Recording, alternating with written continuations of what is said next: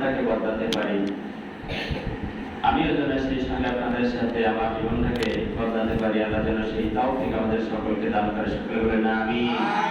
আল্লাহ যেন কিছু সহিহ কথা আমার জবান থেকে জারি করে দেয়। সকলে বলেন আমিন।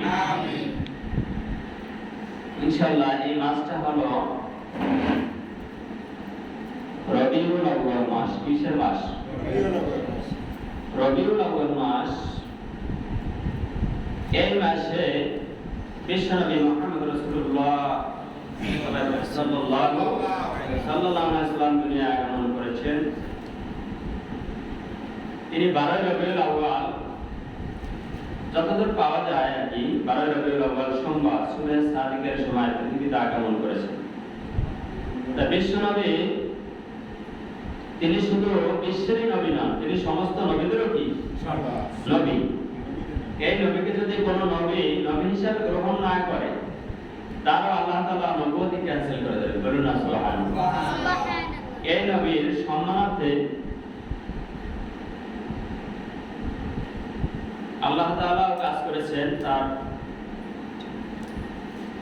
আমরা এই নবীর সম্মানার্থে বিশ্বনবীর সিরাত, তার জীবন চরিত্র নিয়ে ইনশাআল্লাহ কিছু কথা বলবো, এবং সেই সঙ্গে বিশ্বনবী যে আমলগুলো করতেন, যেগুলো করতে বলেছেন এবং করতে নিষেধ করেছেন, এগুলো আমরা মনোযোগ দিয়ে শ্রবণ করব এবং আল্লাহ তাআলা যেন আপনাদের সহ আমাকেও আমল করার তৌফিক দান করে। সকলে বলেন আমিন। বিশ্বনবী, শুরুতে আমরা জানবো বিশ্বনবীর বাবার নাম ছিল আব্দুল্লাহ। কি নাম ছিল? আব্দুল্লাহ। মায়ের নাম ছিল কি? আমিনা। যারা না জানেন শুনে নেন। দাদার নাম ছিল আব্দুল মুত্তালিব। কি নাম ছিল?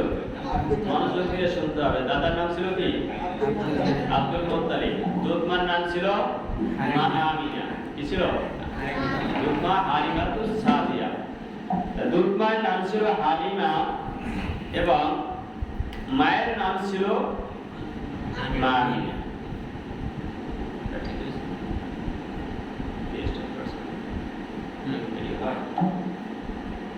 তাহলে আমাদের নবী বিশ্বনবী মুহাম্মদ রাসূলুল্লাহ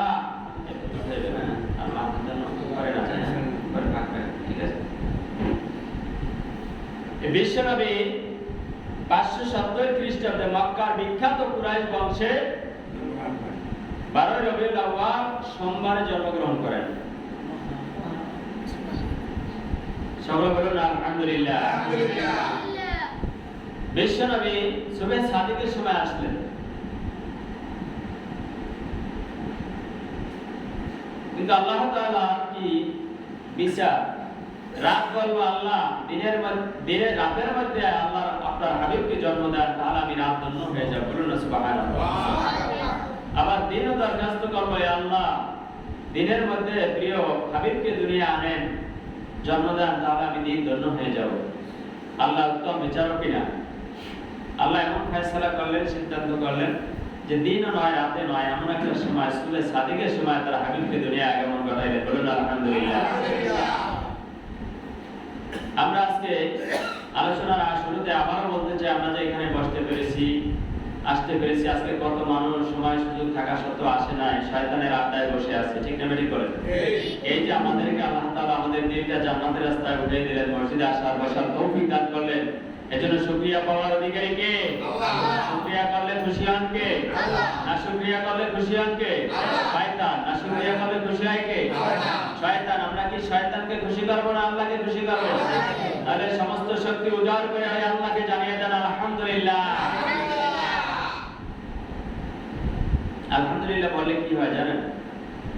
আল্লাহ খুশি হয়ে যায়। শুধু খুশি হয়ে বসে থাকেন না, আল্লাহ ছোট্ট একটা আয়াত নাযিল করে জানিয়ে দিয়েছেন, যারা আমার শুকরিয়া আদায় করো, তোমাদের নিয়ামতের শুকরিয়া গুলা আমি আল্লাহ রাব্বুল আলামিন আরো বহু গুণে বাড়িয়ে দেব। বলুন আলহামদুলিল্লাহ।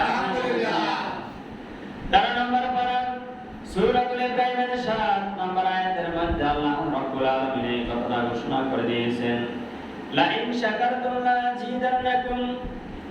ও দুনিয়ার বান্দা বান্দিরা, তোমাকে এত সুন্দর চক্ষু দিয়েছি, দুইটা হাত দিয়েছি, দুটো পা দিয়েছি, তোমার চারিদিকের দেহ স্ট্রাকচারের মধ্যে এত সুন্দর দুনিয়া প্রত্যেকটা জিনিস আমি আল্লাহ রাব্বুল আলামিন এত সুন্দর করে তোমাকে সৃষ্টি করলাম, তোমাকে সুস্থ রাখলাম, আজকের আলোচনায় সবাই বসার তৌফিক দান করলাম। এই জন্য যদি দিল থেকে মহব্বত নিয়ে একবার তোমার রবকে ডাক দিয়ে বলতে পারো আলহামদুলিল্লাহ, আমি আল্লাহ রাব্বুল আলামিন আদা করলাম আর শাহজিন থেকে তোমাদের যে নিয়ামতগুলো পৃথিবীর বুকে আমি দান করেছি, ওইগুলোর পাওয়ার আমি আল্লাহ রাব্বুল আলামিনের বহু গুণে বাড়িয়ে দেব। বলুন আলহামদুলিল্লাহ। ওয়ালাই কাফারতুম ইন্না আযাবি লাশাদীদ। আর যদি তোমরা আমার নিয়ামতের অশুকরিয়া করো তো জানিয়ে রাখো তোমাদের জন্য রয়েছে আমি আল্লাহ রাব্বুল আলামিনের কাছে কঠিন পীড়াদায়ক যন্ত্রণা শাস্তির ব্যবস্থা। বলুন না নাউযুবিল্লাহ। সুতরাং সর্ব অবস্থায় শুকরিয়া আদায় করতে হবে কার? আল্লাহ। ভাত খাওয়ার পরে কার? আল্লাহ। এরপরে যে মধু খাওয়ার পরে কার? আল্লাহ। পান খাওয়ার পরে? আল্লাহ। বিড়ি খাওয়ার পরে? এই বিড়ি তো বাথরুমে যাও, ঠিক না? ঠিক বলে এই বিড়ি বাথরুমে যাও। আমি বর্তমানে বলি বিড়ি যারা খায় এর চেয়েও খারাপ যারা পানের মধ্যে হাদা তামাক খায়। বিড়ি তো আগুন দিয়া ধোঁয়া উড়িয়ে দেয় আর উনি সুইসা খায়। আচ্ছা বলুন তো, আমি হালাল হারাম বলবো না, কোন নবীরা সাহাবীরা এগুলা খাইছে? আপনারা এত পাগল হয়ে গেছে। সূরা আকার মধ্যে তো আছে, আল্লাহ বলছে আমি জান্নাতে নিয়ে তোমাকে পান খাও, শরবত খাও, পাখির বুনা গোশত খাও, আল্লাহমে তৈরি মিম্মা ইশতাহুন মাহরুনিন কামসালিল লুলুল মাকনুন জাযাআম বিমা কানু। আল্লাহ তাআলা বলেন তোমাদের জন্য পাখির বুনা করা মাংস থাকবে, সেখানে হুর থাকবে অগণিত। দুনিয়ার পচা কাদা মাটির হুরের পিছনে ঘুরঘুর কইরো না। তোমার অসংখ্য হুর থাকবে জান্নাতের মধ্যে। তোমার বয়জন কৌটা কিসের পিছে দৌড়াইতেছো? শয়তানের পিছনে, লাভ নাই।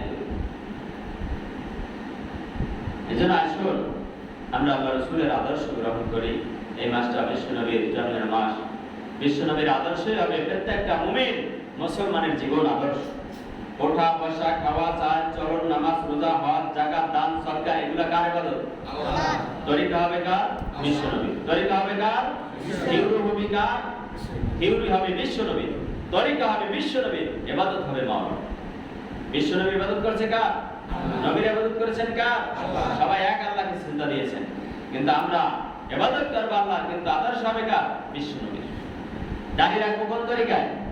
বিশ্বনবীর তরিকা। দাঁড়িয়ে যদি হেঁটে করে রাখেন, এদিকে আবার কাটিং দেয়, অনেক উপরে উপরে দেয় না, চেঙ্গিস খান কাটিং, এরকম এগুলো বিশ্বনবীর কাহিনী। আবার দাঁড়িয়ে রাখি, রাখতে পারবেন না যাদের ভুল হয়। আমার আলোচনার মধ্যে অনেকের ভুল এসে যায়।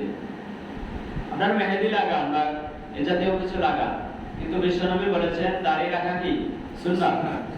এই দাড়ির মধ্যে আবার বিশ্বনবী হাদিসে বলেছেন কালো কালি, কালো, যেটাকে আলকাতরা বলা হয়, এইটা মাইরা জুয়ান দেখানোর জন্য যারা যারা মারে, বিশ্বনবী বলছেন এগুলা মারা যায় নাই, এগুলা মারা যাবে না। এটা ইহুদিদের কালচার। কাদের কালচার? আপনি আমি চাই যে ইহুদিদের মরণ হোক? কি চাই?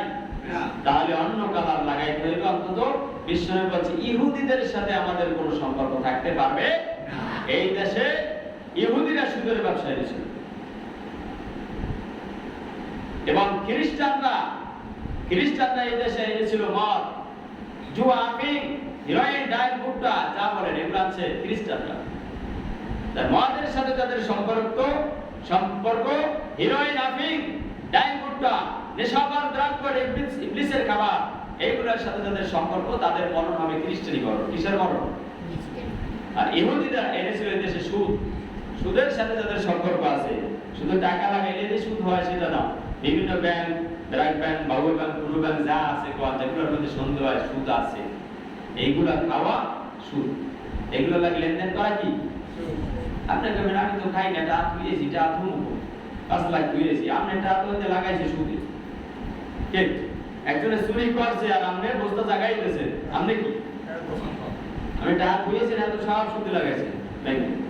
কোন জায়গায় তুলেছেন আপনি? হিসাব নিকাশ করে কাজ করবেন। আমি কোনো ব্যাংকের নাম বলবো না। হিসাব করে চলে যেন আমাদের সুদ, ঘুষ, জেনা, ব্যভিচার, মদ, জুয়ার সাথে আমাদের কোনো সম্পর্ক না থাকে। তাহলে আমরা দুনিয়ায়ও কল্যাণ পাবো না, পরকালেও আমাদের নাজাতের কোনো জড়িয়ে থাকে। আসুন আমরা মূল আলোচনায় যাই। বিশ্বনবী 570 খ্রিস্টাব্দে মক্কার কুরাইশ বংশে জন্মগ্রহণ করেছিলেন। 12 রবিউল আউয়াল সোমবার সুবহে সাদিকের সময় বিশ্বনবী যখন জন্ম নিলেন তার দায় ছিল যে মহিলা, ওই মহিলার নাম ছিল শেফা। কি নাম ছিল? ওখানে আরো অনেক মহিলা উপস্থিত ছিল, সবার নাম জানা নাই। আব্দুর রহমান ইবনে আউফের মা এবং আবু লাহাবের দাসী সুহাইবাও সেখানে উপস্থিত ছিল। হঠাৎ শুভে সাদিকের সময় বালক মুহাম্মদ দুনিয়ায় আবির্ভাব ঘটল। বলুন না সুবহানাল্লাহ। মা আমিনা ডাক দিয়ে বলে, শোনো বিশ্ববাসী, শোনো, আমার কলিজার টুকরা বালক মুহাম্মদ যখন দুনিয়ায় ভূমিষ্ঠ হলো, আমার দুই পায়ের মাঝখান থেকে যখন বেরিয়ে আসলো, তাকায় দেখলাম আমার অন্ধকার ঘরটা আলোকিত হয়ে গেছে। আসমানের চাঁদটা আমার কোলে ধরা দিয়েছে। আনন্দে সবাই বাকবাক উম্মাতনা হয়ে গেছে। সবাই পানি গরম দেওয়ার জন্য ব্যবস্থা করার জন্য, গোসলের ব্যবস্থা করার জন্য ব্যস্ত হয়ে আছেন। মা আমিনা আব্দুর রহমান ইবনে আউফের মাকে ডাক দিয়ে বলে, শোনো, তাড়াতাড়ি পানি গরমের ব্যবস্থা করো। আল্লাহ গায়বী আওয়াজ দিয়ে জানাইয়া দিলেন, এই দুনিয়ায় বালক মুহাম্মদ আবির্ভাব করেছে, কোনো সাধারণ বাচ্চা না, ইনি হলেন আখিরি জবানের নবী। তার গোসলের ব্যবস্থা আমার জিবরিল আমিন আমার ফেরেশতারাই করে দেবে। বলুন না সুবহানাল্লাহ। মা আমিনা ইতিমধ্যে স্বপ্ন দেখলেন যে তোমার গর্ভে যে সন্তানটা এসেছে তার নাম রাখবা তুমি আহমদ। কি রাখবা? আহমদ।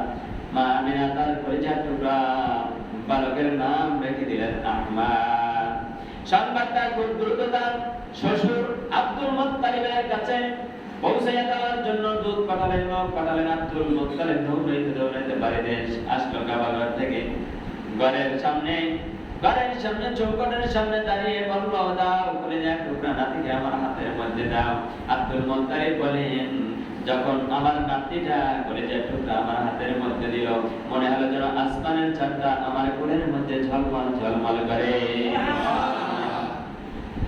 আমি খুশিতে মাতোয়ারা হয়ে আমার নাতিকে কাবা ঘরের মধ্যে নিয়ে গেলাম। কাবায় গিয়ে দোয়া করলাম, আল্লাহর কাছে প্রার্থনা করলাম, আল্লাহ আপনি আমাকে একটা নাতি দিয়েছেন কলিজার টুকরা, কি নাম রাখতে পারি আমি আমার সোনার চাঁদের জন্য? আল্লাহ আমার মস্তিষ্কের মধ্যে এমন একটা নাম ঢুকিয়ে দিলেন যেই নামটা ইতিপূর্বে কারো নামের আগে পরে লেখা ছিল না। আল্লাহ আমাকে যেন জানিয়ে দিলেন, ওই আব্দুল মুত্তালিব, তোমার কলিজার টুকরা নামটা তুমি রেখে দাও মুহাম্মদ। সুবহানাল্লাহ। তার মা নাম রাখলেন আহমদ। স্বপ্নে দেখলেন আহমদ রাখার হুকুম করলেন আল্লাহ। আর তার দাদা নাম রাখলেন মুহাম্মদ। এই জন্য বিশ্বনবীর নাম হলো দুইটা। কয়টা? একটা হলো আহমদ আর একটা হলো মুহাম্মদ। এই নবী যে দুনিয়ায় আসবে তার ডাকডোল বাজানোর জন্য তার আগেও একজন নবী আল্লাহ দুনিয়ায় প্রেরণ করেছিলেন, যার নাম হযরত ঈসা আলাইহিস সালাম। কি নাম? ওই ঈসা আলাইহিস সালাম তার কিতাবের মধ্যে দেখতে পেলেন, আমার পরে একজন নবী আসবেন, ইয়াতি মিন বা'দি ইসমুহু আহমদ। আমার পরে একজন নবী আসবে। ও দুনিয়াবাসী, শোনো শোনো, আমি ঈসা আলাইহিস সালামের পরে একজন নবী, শেষ নবী আবির্ভাব হবে, আবির্ভাব করবে, তার নাম হবে আহমদ। সুবহানাল্লাহ। শুধু তাই না, ঈসা আলাইহিস সালাম তার কিতাবের মধ্যে দেখলেন এই আখিরি জমানার উম্মত যারা হবে, এই উম্মতে মুহাম্মাদের মধ্যে এমন আল্লাহওয়ালা উম্মত থাকবে, উম্মত হবে যাদের মর্যাদা আমার আল্লাহর দরবারে এত বেশি হবে, এত বেশি হবে।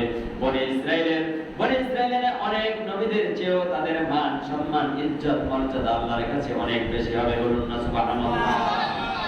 ঈসা আলাইহিস সালাম আল্লাহর কাছে প্রার্থনা করলেন, আল্লাহ এত মর্যাদার কথা শুনতে পাই, ওই নবীর এত সম্মান মর্যাদা, আল্লাহ তাআলা আমাকে তুমি শ্রেষ্ঠ নবী বানিয়ে দাও।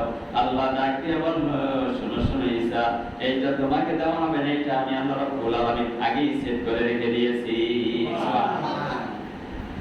ইয়াতি মিন বা'দি ইসমুহু আহমদ, এই কথাটা আমাদের কোরআন শরীফের ভিতরে একখানা আল্লাহ রেকর্ড করে দিয়েছেন।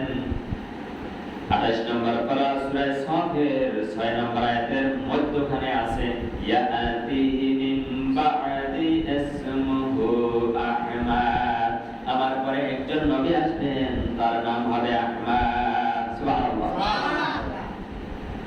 এবারে ঈসা আলাইহিস সালাম বলল, আল্লাহর কাছে প্রার্থনা করল, আল্লাহ বললেন, না, এটা দেওয়া হবে না, ডোন্ট অ্যাকসেপ্ট ইওর প্রেয়ার, তোমার প্রার্থনা কবুল করা হবে না, এটা আগে আমি আল্লাহ চেক করে রেখেছি। এবারে ঈসা আলাইহিস সালাম আবার চোখের পানি ঝরায় কান্না শুরু করলেন। মুনাজাতে ফরিয়াদ করলেন, ইয়া আল্লাহ, ওই নবী যখন আমাকে বানাবেন না, তাহলে ওই নবীর উম্মত বানায়া, ওই নবীর উম্মত বানান, আমি তার জন্য হয়ে যাব। সুবহানাল্লাহ। আল্লাহ বলেন, দরখাস্ত তোমার কবুল হবে না, কারণ ওই নবীর উম্মত আমার সেট করা হয়ে গেছে, তোমার পরে আসবে। সুবহানাল্লাহ। কি আমরা কি ঈসা আলাইহিস সালামের উম্মত? আপনি কি উম্মত হতে পারছেন? এবারে আদম আলাইহিস সালাম আল্লাহর কাছে আবার প্রার্থনা শুরু করলেন, আল্লাহ গো, সব দোয়াই যখন ক্যান্সেল করলে, এবার একটা লাস্ট দোয়া করতেছি, এই দোয়া তুমি ফিরে দিতে পারবা না। আল্লাহ ডাক দিয়ে বললেন, ঈসা করো করো। ঈসা আলাইহিস সালাম ডাক দিয়ে বললেন, আল্লাহ, তাহলে ওই নবীর উম্মত বানাইয়া দুনিয়ায় আমাকে আরেকবার আনা লাগবে। সুবহানাল্লাহ। এই নবীর উম্মত হওয়ার জন্য ঈসা আলাইহিস সালাম বেকুল ছিলেন, পাগল ছিলেন, অথচ আমরা এই নবীর উম্মত হয়ে এই নবীর পরিচয় গায়ে হাত দিয়ে আমরা ঠিক না ঠিক করে এই নবীজির দাড়ির গায়ে হাত দিই, এই নবীজির সুন্নাত তরিকার গায়ে আমরা হাত দিই, এই নবীজির সুন্নাত তরিকা পড়ি, রাস্তাঘাটে চলে যেন কত মানুষ আমাদের মোল্লা বলে গালি দেয়। ঠিক না ঠিক করেন? আমরা পাগল না, আমরা সেন্সলেস না, আমাদের মোল্লা বলায় তোমাদের লাভ নাই। ঠিক না ঠিক করেন? এমন একদিন আসবে মোল্লা ছাড়া উপায় থাকবে না। ওবাইশারা মোল্লাদের দুনিয়ায় মর্যাদা, দুনিয়ায় লাভ, পরকালে লাভ। মোল্লা হতে পারলে, হুজুরের মতো হুজুর হতে পারলে দুনিয়ার শান্তি, পরকালেও শান্তি। ঠিক না ঠিক করেন? এবারে আল্লাহ বললেন, ঈসা, তোমার এই দোয়াটা কবুল করলাম, তোমাকে আমি আবার আনবো কিয়ামতের আগে। আল্লাহ তাআলা আবার ঈসা আলাইহিস সালামকে নামাবেন। ঠিক না ঠিক বলেন? এইজন্য আল্লাহ তোমার বিশ্বনবীর কবর, আবু বকরের কবরের পাশ দিয়ে আল্লাহ ঈসা আলাইহিস সালামের জন্য একটা কবর খনন করে রেখেছে। হাজিরা যারা হজ করতে যায় তারা দেখে ঈসা আলাইহিস সালামের ওই জায়গায় আবার কবর হবে। বলুন না সুবহানাল্লাহ। ঈসা আলাইহিস সালাম এই নবীর উম্মত হওয়ার জন্য কত চেষ্টা, সাধনা, কান্নাকাটি করলেন আল্লাহর দরবারে। আমরা এই নবীর জন্য কতদিন কেঁদেছি, এই নবীর মহব্বতে কতদিন দরুদ পড়েছি, এই নবীর মহব্বতে কতদিন আমরা রাসূলের তরিকায় চলেছি। আল্লাহ রাসূল বলেন, যদি কোনো আমার উম্মতে একটা মৃত্যু সুন্নাতকেও জীবিত করতে পারে, আমি আমার আল্লাহ রাব্বুল আলামিন তার আমলনামায় 100 শহীদের সওয়াব লিখে দেবেন। বলুন না সুবহানাল্লাহ। একটা জীবিত সুন্নাত যেমন সালাম, আমাদের তো এখন সালাম নাই। ঠিক না ভাই বলেন? সালাম দিয়ে আমি নিজে অনেক আলেমদের সালাম লয়, আবার বড় আলেম থাকলে কোলাকুলিও মারে। ঠিক না ঠিক বলে? কিন্তু সালাম লয় না, সালামের গুরুত্বই নাই। আপনি আপনার সন্তানকে সালাম দেন, আপনি আপনার স্ত্রীকে সালাম দেন, আপনি আপনার মাকে বাবাকে সালাম দেন, প্রতিবেশীকে সালাম দেন, দেখবেন আপনার পরিচয় টুকরা সন্তানকে সালাম দিতে দিতে দিতে দিতে একদিন ও আপনাকে সালাম শুরু করবে। ঠিক না ঠিক বলে? আমার 19 মাসের সন্তান, আমি দোলনায় থাকা অবস্থায় হাত টাইনে সালাম দিতাম, বাড়িতে গেলে হাত টাইনে এনে সালাম দিতাম। এখন সে প্রায় হাত বাড়াই যায়। বলুন আলহামদুলিল্লাহ। এই যে প্র্যাকটিস, কথা বলে কেবল হালকা পাতলা, এখনই সে প্র্যাকটিস হইতেছে তার। আমরা যদি এইভাবে বাচ্চাদের ঘরে তুলি, ওরা কি একদিন আল্লাহওয়ালা হবে না? রাসূল প্রেমিক হবে না? অবশ্যই হবে। আপনি যদি শুরুতে স্টার জলসা দেখান, সালাম কালাম কিচ্ছু না দেন, ওই সন্তানটাকে প্যান্ট শার্ট পরান ছোটবেলায়, তো ওই সন্তান বড় হয়ে কি করবো? মদের বোতল আপনার মাথায় পাবেন। ঠিক না ঠিক বলে? বিশ্বনবীর তরিকায় আসেন, ওই সন্তান আপনার মৃত্যুর সময় আপনার সমস্ত ময়লা পরিষ্কার করে আপনারে কোলে নিয়ে খাবারের ব্যবস্থা করবেন। ঠিক না ঠিক বলে? একমাত্র আল্লাহ ওয়া রাসূলের আদর্শের বাইরে কোনো শান্তি নাই। আসবেন, গায়ের শক্তি পড়লে একদিন আসবেন, সেই পর্যন্ত বাঁচবেন কিনা আমার জানা নাই। ঠিক না ঠিক বলে? আপনি কখন তো বলবেন আমি বুড়ো হয়ে নামাজ পড়বো, তাসবিহ নেব, দুরূদ শরীফ পড়বো, হজ করবো, ফিতরা দেব, যাকাত দেব, এইগুলো শয়তানের মতবাদ ছাড়া কিছুই হতে পারে না। ঠিক না ঠিক বলেন? আপনার চোখের সামনে নাতি চলে যাচ্ছে, আপনার চোখের সামনে সন্তান কলিজার টুকরা চলে যাচ্ছে, আপনি বাঁচবেন কয়দিন কেমনে বুঝবেন? এটা সাইডে দিলেন মানে সুন্দর ব্যাংকে একই নবীর মহব্বতে দুরূদ পড়েন, আল্লাহুম্মা সাল্লি আলা সাইয়্যিদিনা মাওলানা মুহাম্মদ। আল্লাহুম্মা সাল্লি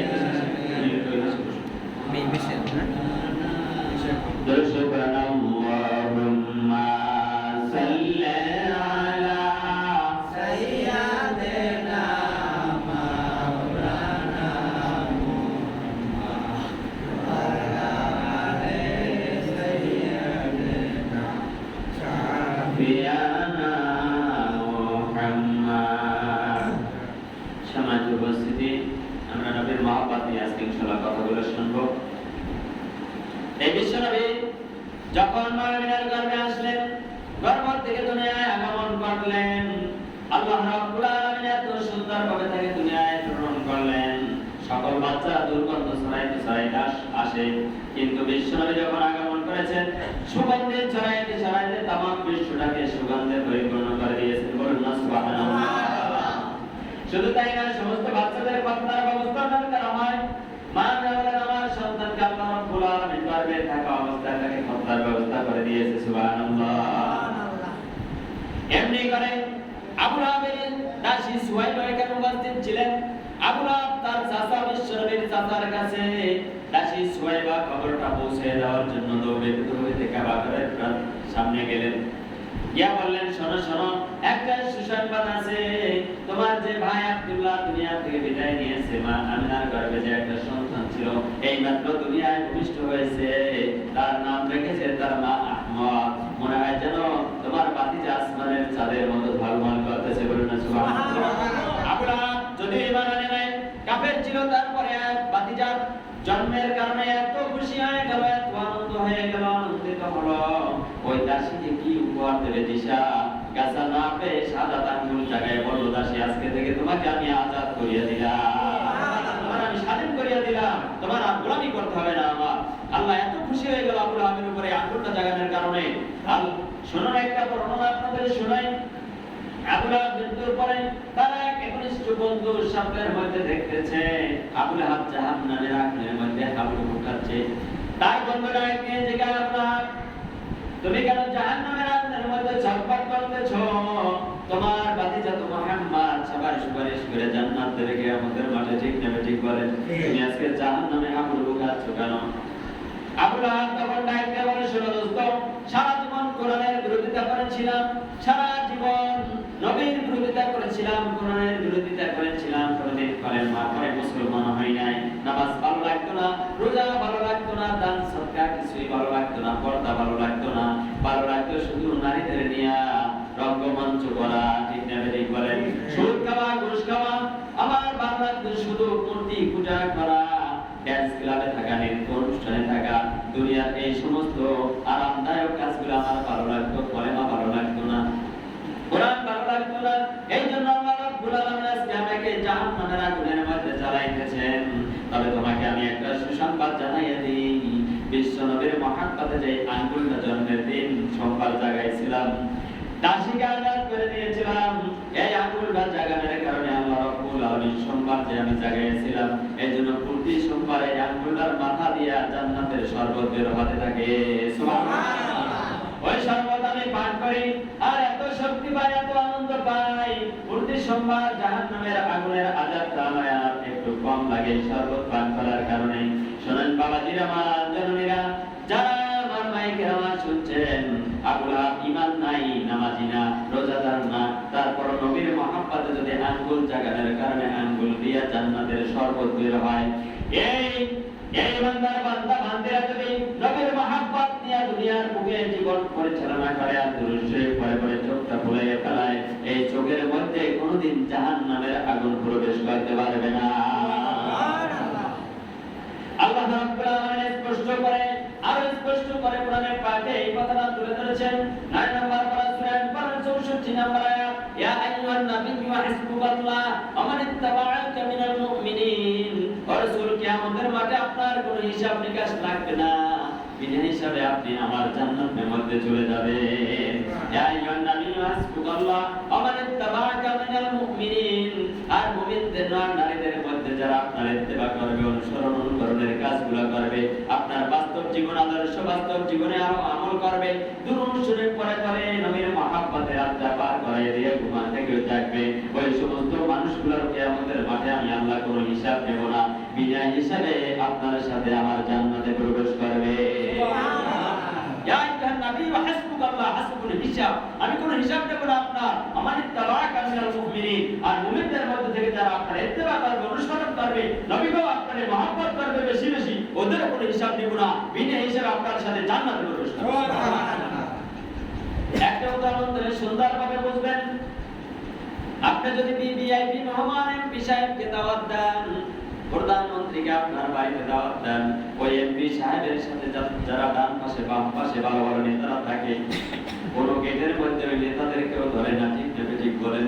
কিন্তু বাইরের মানুষ যদি ওই বিবাহের অনুষ্ঠানে বিনা দাওয়াতে ঢোকে, ঢোকা যায় দেখবেন বিনা হিসাবে কিছু মানুষ ঢুকে যায়, কারণ ওনারা হলো প্রধানমন্ত্রীর স্পেশাল ফোর্স, এমপি সাহেবের প্রধান স্পেশাল ফোর্স।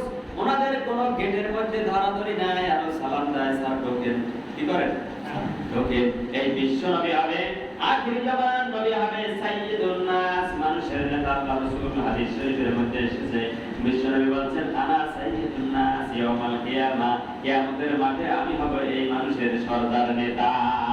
এই নেতার যারা সঙ্গী হবে, এই নেতাকে যারা অনুসরণ আর অনুকরণ করবে, আমার আল্লাহ স্পষ্ট ঘোষণা করে দিয়েছেন কিয়ামতের মাঠে নেতার সাথে সাথে তারা বিনা হিসাবে জান্নাতে চলে যাবে।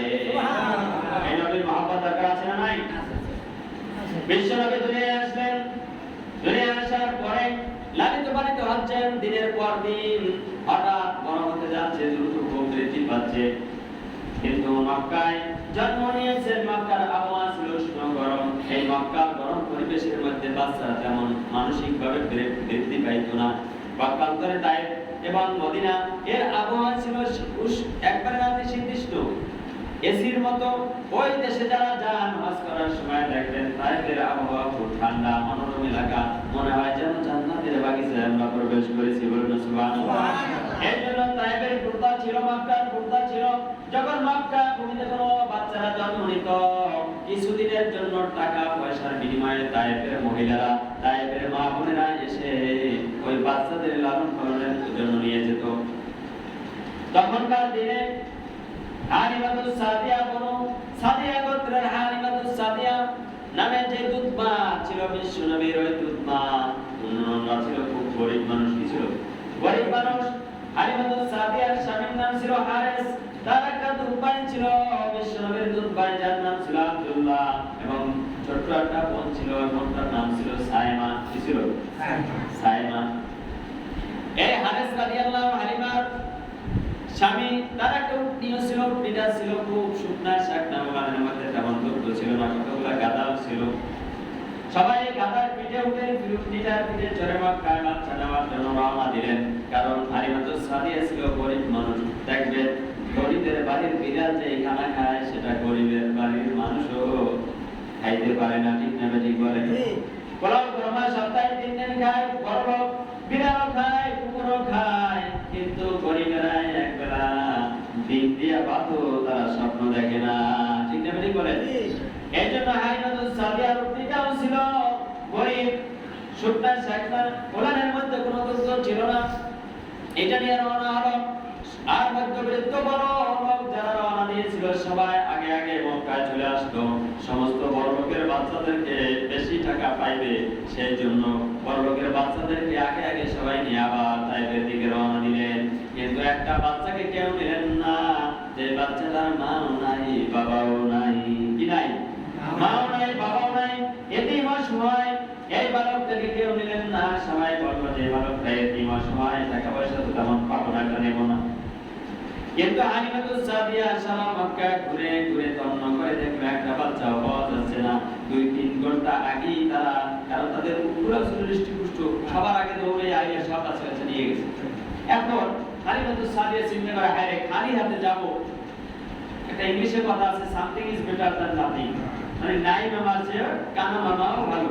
কিছু না, একটা খালি হাতে যাবো, তার চেয়ে কিছু নিয়ে যাওয়া তো ভালো। কিন্তু তারপর আমরা ঘুরতে ঘুরতে একবার দেখে গেছে আগে, যে এই বালক সন্তানটাকে দেখে গেছে মোহাম্মদকে। তখনই হালিমাতুস সাদিয়া খুব মায়া লাগছে, এত সুন্দর সন্তান আমি তো কোনোদিন দেখিনি, চাঁদের মতো সন্তান। তাই টাকা কম পাবো দেখি, বেশি টাকা পাওয়া যায় ঘরে ঘুরে ঘুরে, যখন পাইনি এক পর্যায়ে হারিস রাদিয়াল্লাহু অনুরোধ করছে যে খালি হাতে যাওয়ার চেয়ে ওই সন্তানটাকে নিয়ে যায়, আমার খুব ভালো লাগে সন্তানটা, আমার মনে হয় গরিব এতিম সন্তানটা ঘরে নিলে আল্লাহ বরকত দেবে, বলুন আলহামদুলিল্লাহ। হালিমাতুস সাদিয়ার কথা মতো ঘরে প্রবেশ করলেন, সন্তানটা কোলের মধ্যে নিলেন। সাথে সাথে হালিমাতুস সাদিয়া মনে হইল যেন আমার কোলের মধ্যে আসমানের চারটা ধরা দিয়েছে, বলুন সুবহানাল্লাহ। উটনিটার পিঠে চড়ে রওনা দিলেন তায়েফের বুকে যাওয়ার জন্য বাড়ির দিকে। পথিমধ্যে দেখতে পেল যে উটনিটা হাঁটতে পারতো না, দৌড়াইতে পারতো না, আগের হাজার হাজার হাজার হাজার গুণে শক্তি বৃদ্ধি পেয়ে খুব দ্রুত দৌড় শুরু করছে, বলুন না সুবহানাল্লাহ। কারণ বিশ্বনবীকে আল্লাহ সম্মান দিবেন, সমস্ত উটগুলো আগে গেছে, বিশ্বনবীর আগে কোনো মানুষ ছিল বা উট ছিল কিনা আল্লাহ চান না, ঠিক না ঠিক বলেন? এটা বেয়াদবি। আল্লাহ তাআলা শক্তি বাড়িয়ে দিলেন, দৌড়াতে দৌড়াতে সমস্ত উট দুম্বা গাদা যা ছিল বড় লোকের সব পিছনে পড়ে গেল, সবাই আশ্চর্য হয়ে গেল। যে হালিমাতুস সাদিয়ার উটটা ছিল দুর্বল, মাঠে ঘাস খাইতে পারতো না, তেমন খাওয়া দানা পাইতো না, এই উটটা আমাদের পেরিয়ে সামনে উঠে গেল। মনে হয় ওই বাচ্চাটার মধ্যে আল্লাহ বরকত লুকিয়ে রাখছিল, বলুন না সুবহানাল্লাহ। বাড়িতে যাওয়ার সাথে সাথে দেখলেন যে পুকুরের মধ্যে মাছ ছিল না, আল্লাহ মাছ দিয়ে বোঝাই করে দিয়েছেন। যে পুকুরের মধ্যে পানি ছিল না, আল্লাহ একবারে খুব মুখ ভর্তি পানি বোঝাই করে দান করে দিয়েছে। যে গাছগুলোর মধ্যে খেজুর ছিল না, ওই খেজুর গাছগুলোর মধ্যে খেজুরের ব্যবস্থা আল্লাহ চালু করে দিয়েছেন মুহাম্মাদের খাবারের জন্য, বলুন না সুবহানাল্লাহ। এজন্য আল্লাহ রাব্বুল আলামিন বলেন, আমা আরসালনাকা ইল্লা রাহমাতাল লিল আলামিন। আমি আপনাদের সামনে বসে আয়াত তেলাওয়াত করেছি 17 নম্বর পারা সূরা আম্বিয়া 107 নম্বর আয়াত। আমা আরসালনাকা ইল্লা রাহমাতাল লিল আলামিন, ও রাসূল আপনাকে আমি বিশ্ববাসীর জন্য রহমত হিসেবে প্রেরণ করেছি, বলুন না সুবহানাল্লাহ। রহমত শুরু হয়ে গেছে আমার হালিমার ঘরে। মা হালিমাতুস সাদিয়া বলেন, আমার বালক মুহাম্মদ যতদিন আমার ঘরে ছিল সমস্ত বাচ্চারা বিছানায় প্রস্রাব করত, পায়খানা করত, কিন্তু বালক মুহাম্মদ কোনদিন বিছানার মধ্যে শরীরের মধ্যে পায়খানা প্রস্রাব করত না। যখন আমি উঠে দাঁড় করাইতাম তখন তিনি তার হাজত ছাড়তেন। কোনদিন ইচ্ছা করে তার বাথরুম বা প্রস্রাব তিনি বিছানার মধ্যে করতেন না, সুবহানাল্লাহ। শুধু তাই না, বালক মুহাম্মদকে যখন আমি দুধ পান করাইতাম সব সময় ডান দুধটা পান করতেন, কোনদিন স্তনটা পান করতেন না। আমি জোর করে কখনো দুধটা পান করাইতে চাইলে বালক মুহাম্মদ চোখটা লাল করে আমার দিকে তাকাইতো, এমন ভাবে তাকাইতো মনে হয় যেন বালক মুহাম্মদ বলতেছে, শোনো হালিমাতুস সাদিয়া আমার প্রাণের মা, এই দুধটা আমি আমার দুধ ভাই আব্দুল্লাহর জন্য রেখে দিয়েছি। আমার অর্ধেক ভাগ আমার, অর্ধেক হলো আমার দুধ ভাই আব্দুল্লাহ। আমি চাই না আমার দুধ ভাইয়ের অধিকার হক আমি বঞ্চিত করি, বলুন সুবহানাল্লাহ। দরনায় থাকা অবস্থায় বালক মুহাম্মদ তার দুধ ভাই তার ভাইয়ের হক অধিকার তাকে বুঝিয়ে দিয়েছিলেন। বাবারা আমার, আমি এখান থেকে বোঝাতে চাই, আজকে আমরা আমাদের ভাইয়ের হক, ভাইয়ের জমি জমা নষ্ট করার জন্য হয়ে গেছি, ঠিক না বলেন? কিভাবে ভাইয়ের সম্পদ ঠকাইয়া খাওয়া যায়, কিভাবে দলিল নকল করা যায়, কিভাবে ভাইয়ের আইনের মুসিবগুলো দাইয়া নেওয়া যায়, কিভাবে ভাইয়ের জমি জমা ঠকাইয়া আগে রেখে নেওয়া যায়, এই কাজে আমরা খুব ব্যস্ত, ঠিক না বলেন? কিন্তু বিশ্বনবীর এটা শিক্ষা না। বিশ্বনবী দরনায় থাকা অবস্থায় শিক্ষা দিয়েছেন এটাই যে ভাইয়ের হক ভাইকে ফিরিয়ে দিতে হবে। কাকে? আব্দুল্লাহর হক, ওটা আমি কোনোদিন মুখ লাগাই নাই বিশ্বনবী, কারণ ভাইয়ের হক ভাইকেই ফিরিয়ে দিতে হবে, ঠিক না বলেন? যেমন কি আল্লাহ রাব্বুল আলামিন সূরা বাকারা 188 নম্বর আয়াতের মধ্যে বলেন, ওয়ালা তা'কুলু আমওয়ালাকুম বাইনাকুম বিল বাতিলি ওয়া তুদলু বিহা ইলাল হুকামি লিতা'কুলু ফারিকাম মিন আমওয়ালিন নাস বিল ইথমি ওয়া আনতুম তা'লামুন। আল্লাহু আকবার। আল্লাহ তাআলা বলেন, তোমরা তোমাদের এক ভাইয়ের সম্পদ জোর জবরদস্তি করে দখল করিও না, অথবা সমাজের শাসক শ্রেণী সন্তান শ্রেণী মানুষের হাতে তোমার ভাইয়ের সম্পদ করিয়া দিও না, এই স্বার্থে যে ওদের কাছ থেকে গোপনে কিছু টাকা অর্জন করবা। পাপ হবে, গুনাহ হবে। পাপ পন্থা জানার পরেও সমাজের শাসক শ্রেণীদের হাতে জোর করিয়া ওই জমি জমা ঠকাইয়া খাইও না। কার হুকুম? আল্লাহ। আপনারা ঠকাই খাইবেন? বিশ্বনবী তার ভাইয়ের হক খায় নাই, অধিকার নষ্ট করে নাই, এটা শিক্ষা দিয়েছেন বিশ্বনবী দরনায় থাকা অবস্থায়, ঠিক না বলেন? আজকে যদি আমরা ভাইয়ের অধিকার নষ্ট করি, ভাইয়ের হক জমি জমা টাকা পয়সা গাছপালা সব লুটপাট করে খাই, সে বিশ্বনবীর উম্মত হতে পারে না, বিশ্বনবীর শত্রু হতে পারে, ঠিক না বলেন? এই জন্য বিশ্বনবীর এই জীবন আদর্শ থেকে আমাদের জীবন গঠন করতে হবে। বিশ্বনবীর জীবন আদর্শ আমাদের জন্য উত্তম জীবন আদর্শ। আল্লাহ রাব্বুল আলামিন 21 নম্বর পারা সূরা হিসাবের 21 নম্বর আয়াতের মধ্যে বলেন, লাকাদ কানা লাকুম ফি রাসূলিল্লাহি উসওয়াতুন হাসানাহ। ও দুনিয়ার বান্দা বান্দিরা, বিশ্বনবীর জীবন আদর্শ তোমাদের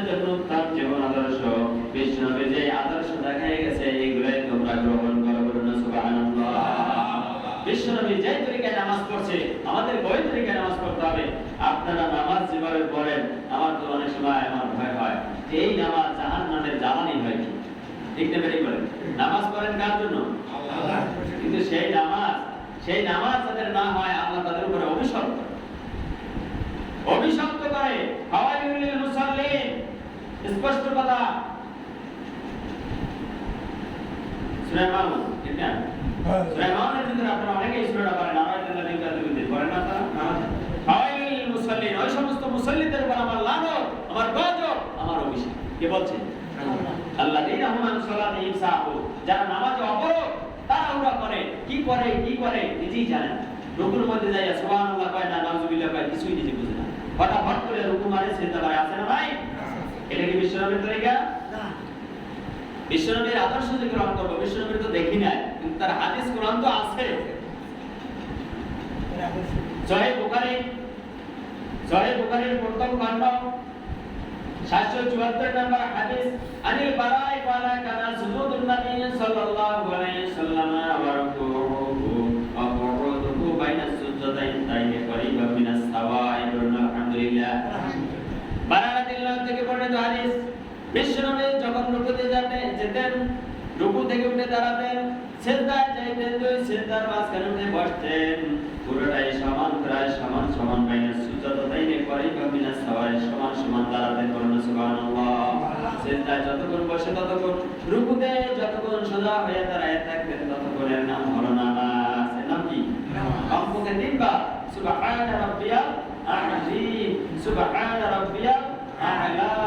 আবার সোজায় বসে দাঁড়ায় বলবেন রব্বানা লাকাল হামদ, সুন্দর করে বলেন রব্বানা এরকম করে নামাজ পড়ে। নামাজ পড়তে হবে, নামাজ পড়ার মতো। জমিনে বাবাই দান দাইতে কইছে, এমন দাওয়া দাইছে, পাজায় নাই বড় সব সহিয়ে রইছে। বাবাই কি এদের বাদ দেবে দুবার না পিটাই? দান তো দাইছে হারা দুবার। রইতে কইছে রইছে, এই না কইছি হই না কইছি, কত কইছি বাইসে রইছে। কে দান হইব না? মালিক বেতন দেব না? না। আর দেবে। মসজিদ উঠাইতে কইছেন যে বিদেশি মিস্ত্রি আছেন, মসজিদটা সৌদি স্ট্রাকচার উঠাবা, তোমার লাগ কন্ট্রাক্ট 50,000, আরো 10,000 বাড়াই দেব। যাওয়ার সময় দুলাভাইয়ের নাম সাথী দিমু, কাপড় দিমু, খাওয়ামু, ব্যবহার দেব, কি দেব?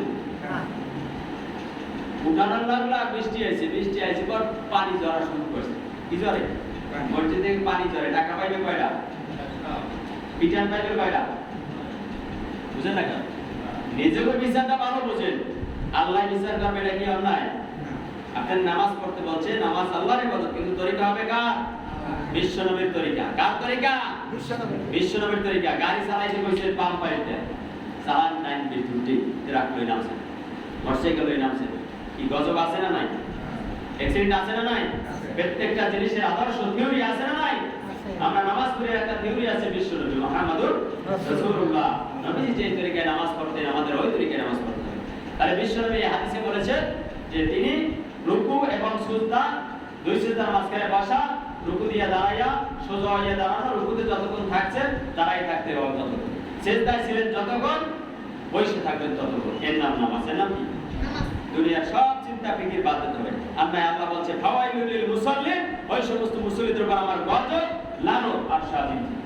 আল্লাযীনা হুম আন সালাতিহিম সাহুন, যারা নামাজের মধ্যে অপরগ, নামাজ ঠিকমতো পড়েন, রাসূলের তরিকায় আদায়, কথা বলেন না, আদায় করে না। আল্লাযীনা হুম আন সালাতিহিম সাহুন আল্লাযীনা হুম ইউরাউন, ওই সমস্ত লোকদের উপরে আমার গজব, যারা লোক দেখানোর জন্য নামাজ পড়ে। কিসের জন্য? দেখবেন একবারে আসন তো পড়ে না, জুমার দিন গান একটা যায় নামাজ কান্দের মধ্যে লইয়া সামনের কাতারে মেম্বারাই ঢুকে যায়, আছে না নাই? শ্বশুর বাড়ি গেছে, এমন খল্লা পইয়া মনে হয় যেন পিসা হুজুরে আছে, কিরাত মানে খুব জোরে জোরে, কাকে দেখানোর জন্য? বাড়িতে এসে নামাজ পড়ে না, আছে না নাই? ছেড়ে যেতে হবে, রাগ করলে আমার সাথে লাভ নাই। আপনার কয় করে আপনার ঢুকতে হবে, আমার কয় করে হিসাব আমাকেই দিতে হবে। রাগ করে কোনো ফায়দা নেই। আসুন আমরা এই মাসের মূল আলোচনায় যাই। বিশ্বনবীর আদর্শের কথা বললে অনেকেরই গায়ে চুল করে যায়। বিশ্বনবীর তরিকায় জিকির হয় না, বিশ্বনবীর তরিকায় খাওয়া দাওয়া হয় না, নামাজ হয় না, রোজা হয় না, পর্দা হয় না, কিছুই হয় না। একটু বলি, আমার নেতা, তোমার নেতা বিশ্বনবী মুস্তাফা, খালি নেতাই পায় মনে হয়, কিন্তু ব্যাংকের সাদার কোনো আমল নাই আছে। দুরূদ শরীফ নাই, জিকির নাই, নামাজ নাই, রোজা নাই, কোরআন তেলাওয়াত নাই। এই রেখে যাওয়া কোরআন বিশ্বনবীর এত কষ্টের কোরআন, 40 বছর বয়সে কোরআন নাযিল হয়েছে। কয় বছর বয়সে? কয় বছর বয়সে? না শিশুকালে?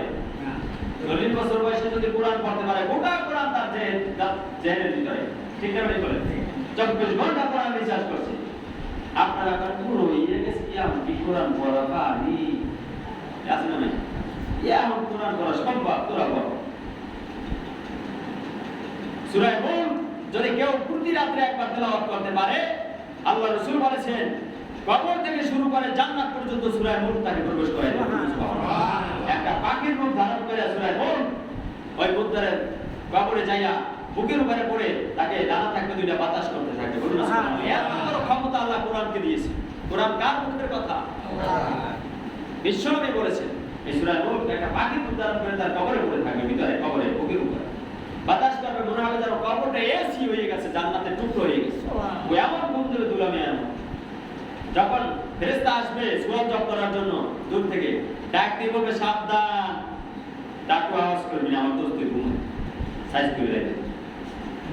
সারা জীবন আমাকে ভালোবাসে, আমার কোরআন অনুযায়ী জীবন পরিচালনা করছে, সূরা মুলক তেলাওয়াত করছে, আমি আছি এখানে বসা, যত সুয়াল জব লাগে আমারই কর, সব প্রশ্নের উত্তর দিয়ে দেব। আমার দোস্তের ঘুমের মধ্যে কোনো ডিস্টার্ব হতে পারবে না, তাহলে পড়াই হয়। এভাবে করতে করতে সূরা মুলক যারা তেলাওয়াত করবে মা বোনরা শুনেন, তাদেরকে আল্লাহ এত সুপার পাওয়ার দিয়েছে। সূরা মুলকে বিশ্বনবী বলেছেন কিয়ামতের মাঠে আদালতের কাঠগড়ায় দাঁড়াইয়া তাকে আল্লাহর সাথে জেরা করবে, যে আমি ওকে জান্নাতে না ঢুকাইয়া আমি থামবো না, জান্নাতে ঢুকাই দেব। বলুন আলহামদুলিল্লাহ। কোরআন এর নাম সূরা মুলক। কোরআন পড়ে, কোরআনই রাসূলের আদর্শ, রাসূলের গোটা জীবন আদর্শটাই ছিল কোরআন। মাশাআল্লাহ বলছিলেন যারা বিশ্বনবীকে আমল দেখতে চাও, আদর্শ দেখতে চাও, শিখতে চাও, সাহাবীরা আমার কাছে আসো কেন? কোরআন পড়ো, 30 পারা কোরআন হলো বিশ্বনবীর আদর্শ মডেল। বলুন সুবহানাল্লাহ। 30 পারা কোরআনে যা আছে ওটাই নবীর জন্ম থেকে শুরু হয়ে গেছে। আলিমাতুস সাদিয়ার গৃহে 4 থেকে 5 বছর লালন পালন হতে লাগলেন। কয় বছর? 4 থেকে 5 বছর। তখন মাঠে রাখাল হিসেবে বকরি বোঝেন, ছাগল বোঝেন, দুম্ব বোঝেন, যেটাই বোঝেন, এইগুলা চারণ ভূমিতে চড়াইতো। আগে আমাদের দেশে রাখাল ছিল কি ছিল না? অনেক রাখাল বালকরা সেখানে মাঠে ঘাস খাওয়াইতো, বিশ্বনবীও ঘাস খাওয়াইতেন। হঠাৎ করে একদিন আব্দুল্লাহ দেখে, আরো রাখাল ছেলেরা দেখতো আসমান থেকে নাজিলকৃত সাদা পোশাক পরিহিত কিছু মানুষ এসে, তারা মনে করলো জিন ভূতে ধরেছে। বিশ্বনবীকে নিয়ে পাহাড়ের পাদদেশে শোয়াইয়া তার এখানে গলা থেকে শুরু করে নাভি পর্যন্ত চিরে ওপেন হার্ট সার্জারি করে ধুয়ে মুছে জমজমের পানি দিয়ে আবার মুখটা সেলাই করে ছেড়ে দিয়েছে। বলুন সুবহানাল্লাহ। সব রাখাল আশ্চর্য হয়ে গেল। এই বালকটারে মনে হয় যে কোনো ভূতে ধরেছে, জিনে ধরেছে। দৌড়াইতে দৌড়াইতে যাইয়া হালিমাতুস সাদিয়ার কাছে বলল, মা, আমার দুধ ভাই মুহাম্মদকে মনে হয় ভূতে ধরেছে, জিনে ধরেছে, এইভাবে আমরা অবস্থা দেখেছি, চোখে না দেখলে তুমি বুঝবা না। সব রাখাল ভয় পেয়েছে। সবাই যখন একই বাক্য বলতে শুরু করলো, হালিমাতুস সাদিয়া কান্না জুড়ে দিলেন, হায় রে, এই সন্তানটার মাও নাই, বাবাও নাই, এতিম অসহায়। এই সন্তানটা যদি ছিনে নিয়ে যায়, ভূতে নিয়ে যায়, আমি কি জবাব দিতে পারবো? যার করে যার টুকরা তার কাছে আমি দিয়ে আসি। সাথে সাথে হালিমাতুস সাদিয়া মা আমিনার কাছে দিয়ে আসলেন। বলুন সুবহানাল্লাহ। এই 5 বছর বয়সে দিয়ে আসলেন, 4.5 থেকে 5 বছর। এরপরে 6 বছরে মা আমিনা মারা গেলেন। তাহলে কয় বছর মায়ের করেছিল বলেন? একবারে অসহায়। বাবা গর্ভে থাকা অবস্থা দুনিয়ায় নাই, বাবার মুখ দেখলেন না।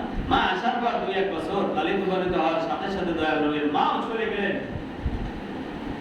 মা আমিনা যখন কবরে মা আমিনাকে রাখা হলো, বাবা মুহাম্মদ বারবার কবরের মধ্যে ঝাঁপাইয়া পড়ে আর কান্না শুরু করেছে। বলে, আজকে আমার মাও নাই, বাবাও নাই, তোমরা আমাকে ছেড়ে দাও। আর মা বলে চিৎকার মারতে ছিল, মা, তোমাকে ছেড়ে আমি যাব না, যতই ওরা টানুক, তোমার কবর ছেড়ে আমি যাব না। 6 বছরের মাকে হারাইয়া ফেললেন। এই জন্য আজকাল গজলের মধ্যে বলেন, 6 বছরে হারাইলে না দূরে মাথা বলে কি বলে না? সবাই আমার সাথে গান। নবী শহীদে তুমি কতই জ্বালাতন দুঃখে ভরা এ ধরায় তোমারি জীবন নবী শহীদে তুমি কতই জ্বালাতন দুঃখে ভরা এ ধরায় তোমারি জীবন নবী 6 বছরে হারাইলেন আদুরে মাতা দুই নয়নে না দেখিলেন কেমনি বাবা 6 বছরে হারাইলেন আদুরে মাতা দুই নয়নে না দেখিলেন কেমনি পিতা নবী শহীদে তুমি কতই জ্বালাতন দুঃখে ভরা এ ধরায় তোমারি জীবন নবী আমাদের শুকরান আল্লাহুম্মা সাল্লি আলা سيدنا مولانا محمد وعلى آل سيدنا شافعنا محمد اللهم صل على سيدنا مولانا محمد وعلى آل سيدنا شافعنا محمد এবারে নবীজি ক্রমান্বয়ে পালাক্রমে তার দাদা আব্দুল মুত্তালিবের কাছে লালিত পালিত হতে লাগলেন 8 বছর 2 মাস লালন পালন করলেন এরপর দাদা দুনিয়া থেকে বিদায় নিলেন এরপরে তার চাচা আবু তালেবের কাছে লালন পালন হয়েছিল হিজরতের পূর্ব মুহূর্ত পর্যন্ত তার চাচা আবু তালেবের কাছে ছিল যদি আবু তালেব কলেমা পড়ে মুসলমান হতে পারেন না তার নসিবে কলেমা ছিল না ঠিক না ঠিক বলে এভাবে করে করে বিশ্বনবীর জীবনটা আস্তে আস্তে করে বড় হতে লাগলো বর্ণনায় শেষে বিশ্বনবী যখন এক এক পথ চলতেন আকাশ থেকে মেঘ বানায় এসে তার মাথার উপরে ছায়া ধরে থাকতো বলুন না সুবহানাল্লাহ শুধু তাই না বিশ্বনবী যখন জঙ্গল দিয়ে হাঁটতেন মরুভূমির পাদদেশ দিয়ে চলতেন মরুভূমির বড় বড় জবান সাপ ফনা তুলে তার মাথার মধ্যে ছায়া দিয়ে রাখতেন যেন রোদের আলো তার নবীজির গায়ে না লাগতে পারে বলুন না সুবহানাল্লাহ শুধু তাই না মা আমিনা বলেন আমার গর্ভে যখন বালক মুহাম্মদ ছিল আমি যখন কূপের মধ্যে পানি আনার জন্য কলস দিয়ে যাইতাম সমস্ত ইহুদি কাফের মুনাফিকদের স্ত্রীরা মেয়েরা ওখানে পানি নিতে আসতো সবাই কূপের নিচ থেকে রশি লাগিয়ে পানি উঠাইতো আমি মা আমিনা যখন পানি উঠাইতে যাইতাম আমার যদি কষ্ট না হয় কূপের মুখ ভর্তি করে আমার আল্লাহ পানিটা আমার হাতের কাছে নিয়ে আসে আমাকে সাহায্য করতে বলুন সুবহানাল্লাহ ইহুদি মহিলারা কম জোর অনুরোধ করতো মা আমিনা আপনি যাবেন না একটু দাঁড়ায় থাকেন এই কূপের কাছে আপনি যতক্ষণ দাঁড়ায় থাকেন কূপের পানি একটু নিচে যায় না আপনি দাঁড়ায় থাকলে আমরা শান্তিতে পানিগুলো বহন করতে সক্ষম হব শুধু তাই না মা আমিনা বলেন আমার বালক মুহাম্মদ গর্ভে থাকা অবস্থায় মরুভূমির মধ্য দিয়ে যখন আমি যাইতাম জঙ্গলের পাশ দিয়া বনের জঙ্গলের পাহাড়গুলো দৌড়ে এসে আমার পায়ের মধ্যে সিজদা দিয়ে চোখের পানি ঝরে একান্ত আর বলতো মা আমিনা ভয় পাবেন না আপনার গর্ভে যিনি আছেন তিনি হলেন আখির জগতের নবী মুহাম্মদ রাসূলুল্লাহ শুধু দুনিয়ার মানুষের নবী না গাছের নবী মাছের নবী আকাশের নবী চন্দ্র সূর্য তারকার নবী বলুন না সুবহানাল্লাহ বিশ্বনবী মুহাম্মদ রাসূলুল্লাহ সাল্লাল্লাহু আলাইহি সাল্লাম এমনি করে করে বড় হতে লাগলেন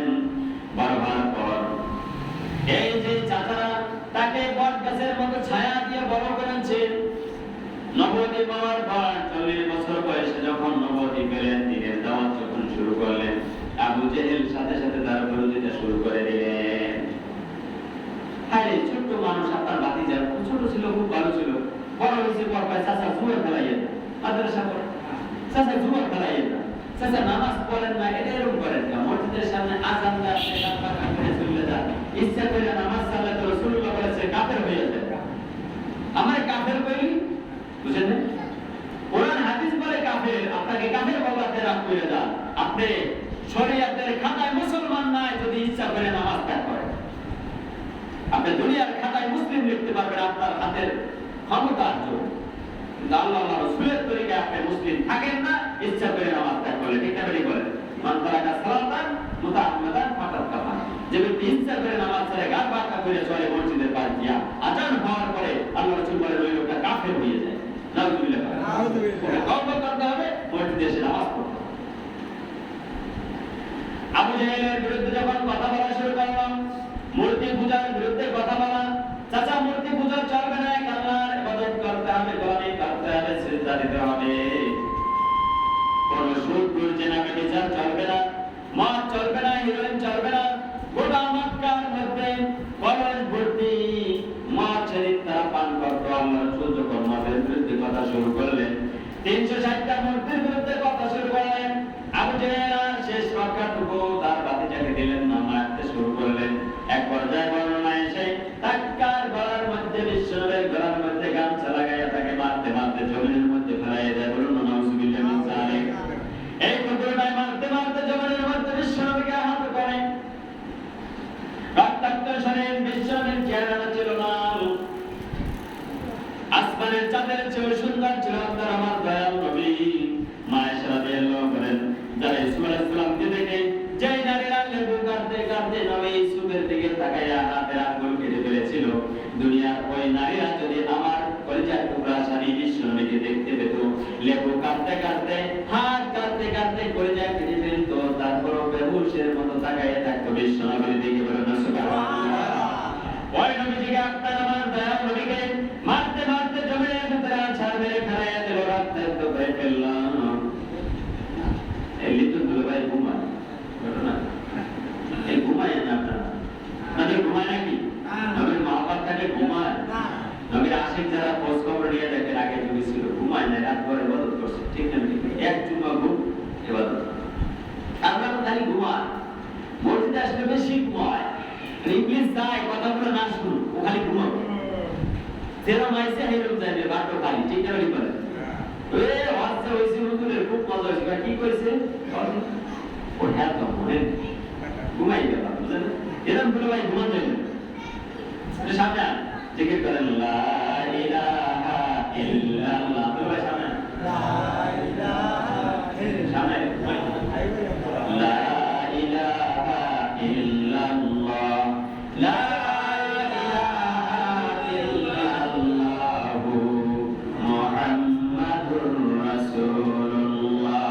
বিশ্বনবী বাড়িতে আহত, তার চাচা হামজা এসে বাড়িতে শিকার থেকে জঙ্গল থেকে তরফ নিয়ে এসে দেখে বালক মুহাম্মদকে কে মেরেছে, আমার ভাতিজা নবীকে কে আঘাত করেছে। সবাই এক বাক্যে বলল আবু জাহেল আপনার ভাতিজাকে মেরেছে। হামজা রাদিয়াল্লাহু যদিও কাফের ছিল, ভাতিজার জন্য মায়া আছে না নাই? আপনার যতই খারাপ হন, আপনার ভাতিজাকে যদি ওই রাস্তার মধ্যে হাট বাজারে ফেলাইয়া অন্যায়ভাবে কেউ পিটায়, আপনার শরীরের মধ্যে দেহের মধ্যে এক ফোঁটা রক্ত থাকতে আপনি থামতে পারবেন না। ঠিক না? ঠিক বলেন? বিশ্বনবীকে মেরেছে। হামজা রাদিয়াল্লাহু তার চোখের পানি মুছতে মুছতে বলল ভাতিজা তুমি দাঁড়াও, আমি প্রতিশোধ এখনই নিতেছি।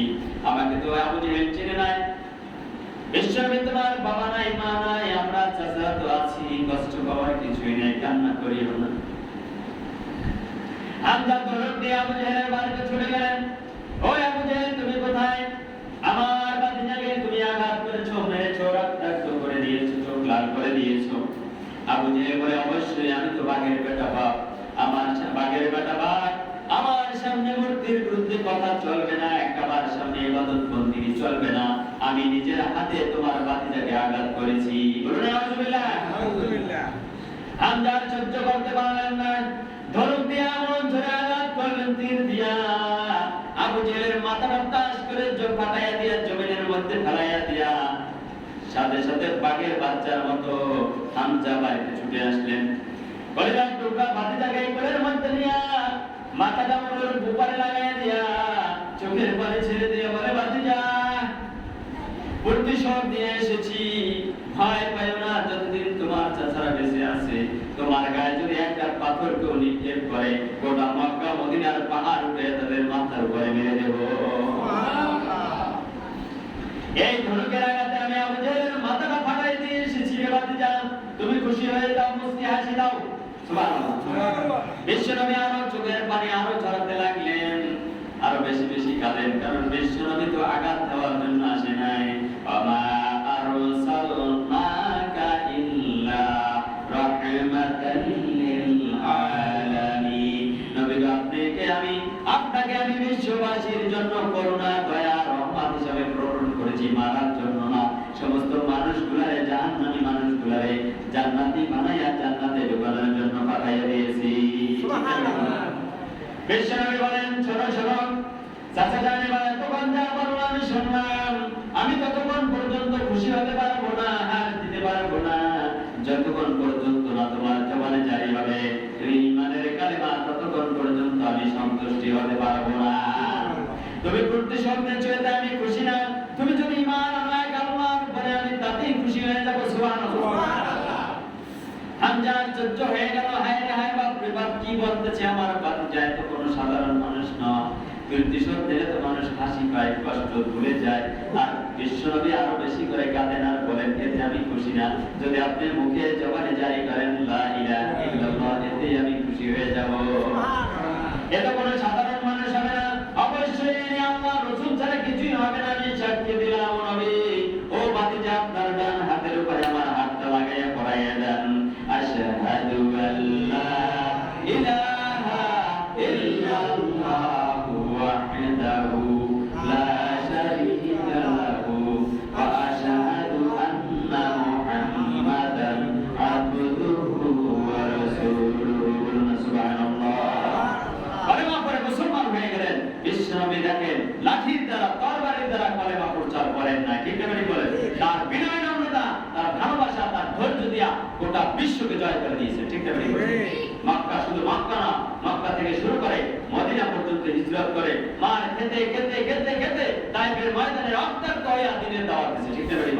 তারপরে একটিবারও আল্লাহ রাসূল তার আল্লাহর কাছে বদদোয়া করেন, বারবার হাত জায়গায় কাঁদছে, ও বেহুশ হওয়ার পর হুঁশ ফেরার পরে আবার দোয়া করছে, আল্লাহ আপনার কাছে ফরিয়াদ, আপনি এই লোকগুলা চিনতে পারেন না, আমাকে বুঝতে পারে না, ওদের আপনি হেদায়েত দেন, ওদের আপনি জান্নাতি বানাই দেন। সুবহানাল্লাহ। ওরা যদি চিন্তা আমি দয়াল নবী, ওরা পাথর মারতো না, ওরা ফুল দিয়ে আমাকে বরণ করে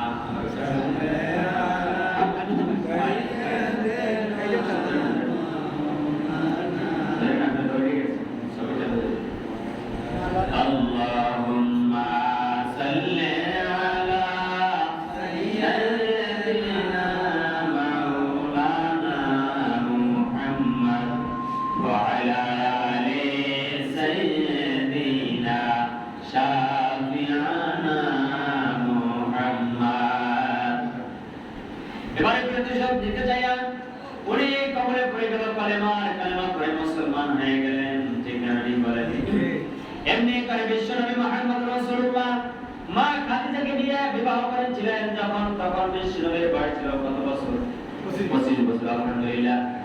খাদিজার বয়স ছিল 40 বছর। কয় বছর? এত সম্পদ মা খাদিজা ছিল, তার চাচাদের প্রস্তাবে তার চাচা বিবাহ করতে বলার কারণে তিনি রাজি হয়ে গেলেন। এই মা খাদিজার গর্ভে 6 জন বাচ্চা হলো। কয়জন? 2 জন ছিল সন্তান ছেলে বিশ্বনবীর, তারা শৈশবেই মারা যান। একজনের নাম ছিল কাসিম, একজনের নাম ছিল আব্দুল্লাহ। তারা শৈশবেই জন্ম নিয়ে দুনিয়া থেকে বিদায় নিলেন। 4 জন ছিল কন্যা, জয়নব, রোকেয়া, উম্মে কুলসুম এবং মা ফাতিমা। কয়জন?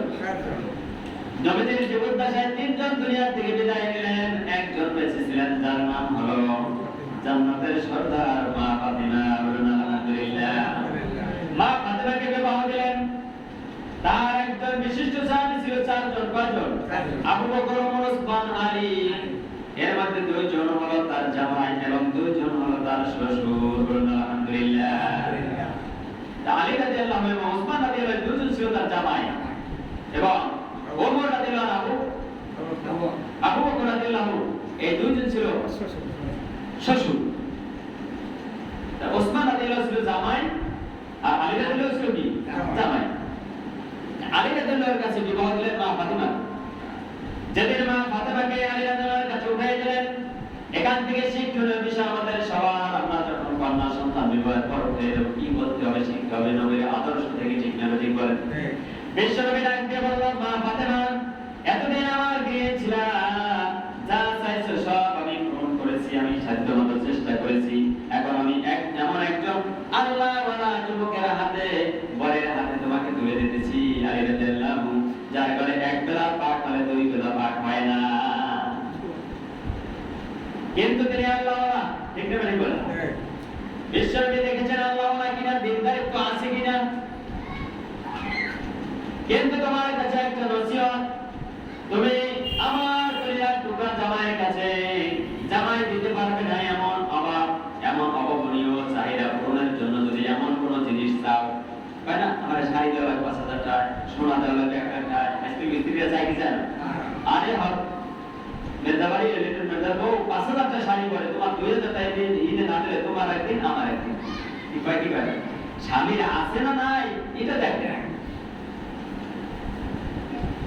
বিশ্বনবী বললেন, শোনো মা, তুমি তোমার জামাই আলীর কাছে এমন কোন জিনিস যদি চাইয়া কষ্ট দাও যেটা আলীর পক্ষে দেওয়া সম্ভব না, আর তুমি যদি তোমার জামাই আলীর কাছে ক্ষমা না চাও, এই অবস্থায় দুনিয়া থেকে বিদায় না মারা যাও, আমি বাবা হয়ে বললাম, কলিজার টুকরা মা ফাতেমা মারা গেলে তার জানাজায় তার বাবা উপস্থিত থাকবে না। সুবহানাল্লাহ! কেমন শিক্ষা দিয়েছেন বিবাহের সময়। আর আমরা বলি কি, মন দিয়ে আব্বা মা সারা জীবন স্টার জলসা দেখছি, এখন দেখলে আমার মা রে, ঠিক না? তুই চললে আয় ডিভোর্স দিয়ে দেবো, ৫ লাখ লয়ে নেবো, কেসে আলাই কি পায় না। মায় আম্মু জানে আর আওয়াজ পেয়ে যায়, বাবাই খাওয়াইবো বসায় বসায়, মায় না চাইবো টিভি দেখাইয়া, ঠিক না? চললে আয় বাড়িতে। এটা নবীর উম্মত হতে পারে না। নবীর উম্মত হতে হলে বলতে হবে, মা এতদিন আমাদের গৃহে ছিলা, সাধ্য মতো সব করাইছি, খাওয়াইছি, চেষ্টা করছি, লেখাপড়া করাইছি, এখন এমন একজন জামাই কলিজার টুকরার হাতে তুলে দিতেছি, তার সাধ্যের বাইরে যদি কিছু চাইয়া কষ্ট দাও, তুমি মারা গেলে তোমার জানাজায় তোমার বাবা মা উপস্থিত থাকবে না। ঠিক না বলে এই কথাটা যদি দুনিয়ার সকল মা বাবা বলে যায়, তাহলে আমার মনে হয় কোন নোটিশ, কোন নোটিশ তার বাবার বাড়িতে কোন দুঃসংবাদ পৌঁছাবে না। তার পৌঁছলে গাড়ি আছে না নাই? এভাবে রাসূলের জীবন আদর্শ থেকে আমাদের সবকিছু শিখতে হবে, বুঝতে হবে, বের করতে হবে। নসিহত করলে হবে না, ওয়াজ করলে হবে না, প্রত্যেকটা নবীর আদর্শ থেকে আমাদের আদর্শের সাথে বাস্তবায়ন করতে হবে। ঠিক না ঠিক? মা ফাতেমাকে বিবাহ দেওয়ার পর কলিজার টুকরা মায়ের বাড়িতে জামাই বাড়িতে বেড়াতে গেলেন। যাওয়ার সাথে সাথে মা ফাতিমা বাবার গলা জড়ায় ধরে কান্না আহাজারি শুরু করেছে। বাবা যান, এতদিন পরে বুঝে আমার বাড়িতে আসার সময় হলো, এতদিন পরে আসলেন, আজকে ৩ দিন পর্যন্ত আপনার কলিজার টুকরা মা না খেয়ে আছে, আমাদের ঘরে কোনো খানা নাই, আমার পেটে মুখে কোনো নাড়া পানি পড়ে নাই। আল্লাহ রাসূল জড়ায় ধরে কান্দে, মা ফাতেমাও কান্দে। আল্লাহ রাসূল সাল্লাল্লাহু আলাইহি ওয়াসাল্লাম শাম দেশের যুদ্ধ করতেন, জাগাইয়া দেখেন মা কলিজার টুকরা মা, জামাটা জাগাইলাম, পেটের দিকে তাকাইয়া দেখো তোমার আব্বু জানের পেটের মধ্যে 4টা পাথর বাঁধা। তোমার বাবাও তো অনেকদিন ধরে না খেয়ে আছে, ঘরে তেমন খানা পিনা নাই, অসহায় অবস্থায় আছি, এমনি ভাবে জীবনটা কাটাই নিয়ে আল্লাহর কাছে আমরা যাইতে পারি। মা ফাতেমা জোর করায় কান্না শুরু করলেন। আব্বু জান বলল, বিশ্বনবী বলল, মা ফাতেমা তুমি ধৈর্য ধরো, দেখি আমি একটু চেষ্টা করে কোথাও খাবারের ব্যবস্থা পাই কিনা দূরে যাইয়া। বিশ্বনবী চোখের পানি ঝরাইয়া কাঁদতেন আর কাজের সন্ধানে বের হন। প্রতিমধ্যে কত করে জায়গা থাকে, কেমতি তার উপরে কূপ থেকে পানি উঠাইয়া পানি খাওয়াচ্ছেন। বিশ্বনবী ডাক দিয়া বলে, ওই উটের মালিক, তোমার কাছে কোনো কাজ আছে কিনা, আমাকে একটু কাজ দিতে পারো? আমার ঘরে খাবার নাই, আমার কলিজার টুকরা মা ফাতিমার পেটেও কোনো খানা পিনা নাই, কান্না কান্না করতেছে ঘরের মধ্যে খানার অভাবে। ওই মালিকের দরদ লেগে গেল। ইহুদি মালিক বলে, শোনো শোনো যুবক, তাহলে তুমি আমার এই উটগুলো যদি পানি কূপ থেকে অনেক আরো দেশে তো পুকুর নাই, কূপ ছিল ওই যুগে, অনেক দূর থেকে নিচ থেকে পানি উঠানো লাগবে। বিশ্বনবীকে ডাকতে বললো, তুমি যদি এখান থেকে পানি উঠে খাওয়াইতে পারো, প্রতি বালতি পানির বিনিময়ে তোমাকে 3টা করে খেজুর দেবো। কয়টা? 3। বিশ্বনবী রাজি হয়ে গেলেন। এক বালতি পানি উঠানোর পরে 3টা খেজুর পেয়ে গেলেন। খেজুর খেলেন, পেট ভরে পানি খাইলেন। খেজুরের মধ্যে আয়রন, ক্যালসিয়াম, পটাশিয়াম যা কিছু দরকার আছে না নাই? এইজন্য ঈসা আলাইহিস সালাম জন্মের সময় আল্লাহ রাব্বুল আলামিন মরিয়ম আলাইহিস সালামকে খেজুর খাইয়ে খাওয়াইছে। বলুন সুবহানাল্লাহ। খেজুর তার সমস্ত অভাব পূরণ করেছিল বাচ্চা জন্মের পরে। এইজন্য বাচ্চা যখন জন্ম নেয় বা তার আগে পরে খেজুর খাওয়ানো বেশি। বলুন সুবহানাল্লাহ। খেজুরের ভিতরে আল্লাহ সব প্রোটিন দিয়ে রাখছে, আয়রন, ক্যালসিয়াম, আয়রন যা কিছু লাগবে সব কিছু আল্লাহ খেজুরের মধ্যে দিয়েছে। বিশ্বনবী খেজুর খেয়ে পানি পান শুরু করলেন। 8 বালতি পানি উঠানোর পরে বালতির রশিটা ছিঁড়ে বালতিটা কূপের মধ্যে পড়ে গেল। মালিক দৃশ্য দেখে, এত কঠোর মেজাজি মালিক ছিল, কট্টা কাফের ছিল, আল্লাহ রাসূলের উপরে খেপে গেলেন। এমনকি তার উপরে একটা চর আঘাত মেরে দিলেন। বলুন নাউযুবিল্লাহ মিন যালিক। এই নাউযুবিল্লাহ মিন যালিক, এই কাফেরের বাচ্চা আল্লাহ রাসূলের গায়ে আঘাত দিলেন। বিশ্বনবী না খাওয়া খাদ্য জোগাড় করার দরকার ঠিক নেবেন বলে বিশ্বনবী মুখ বন্ধ করে কষ্টটা সহ্য করে নিলেন। কিন্তু তার দোস্ত হাবিব উপরে আছে না নাই? আল্লাহ তাআলা সহ্য করলেন না, সাথে সাথে তার হাতের মধ্যে জ্বালা যন্ত্রণা শুরু। সুবহানাল্লাহ। বাকি পানিগুলো উঠে উঠে সব গলায় খাওয়ানোর পরে মালিক 40টা খেজুর বিশ্বনবীর হাতে দিয়ে দিলেন। সুবহানাল্লাহ। এর মধ্যে তারপর মারার পরে বিশ্বনবী যখন কূপের মধ্যে হাতটা পেতে দিলেন, আল্লাহ রাব্বুল আলামিন সাথে সাথে কূপের বালতিটা তার হাতের মধ্যে পৌঁছে দিলেন। এই কূপের মালিক এই দৃশ্য দেখে আশ্চর্য হয়ে গেলেন। হায় আফসোস, আমি কেমন গায়ে কূপ, কেমন মানুষের গায়ে আমি আঘাত দিলাম। এত দুনিয়ার কোন সাধারণ মানুষ হতে পারে না। এত দূরে বালতি পড়ে গেল কূপের মধ্যে, যেখান থেকে দুনিয়ার মানুষের উঠানো সম্ভব না। সেই বালতি হাত দেওয়ার আগে তার হাতের মধ্যে তার মালিক পৌঁছে দিয়েছে।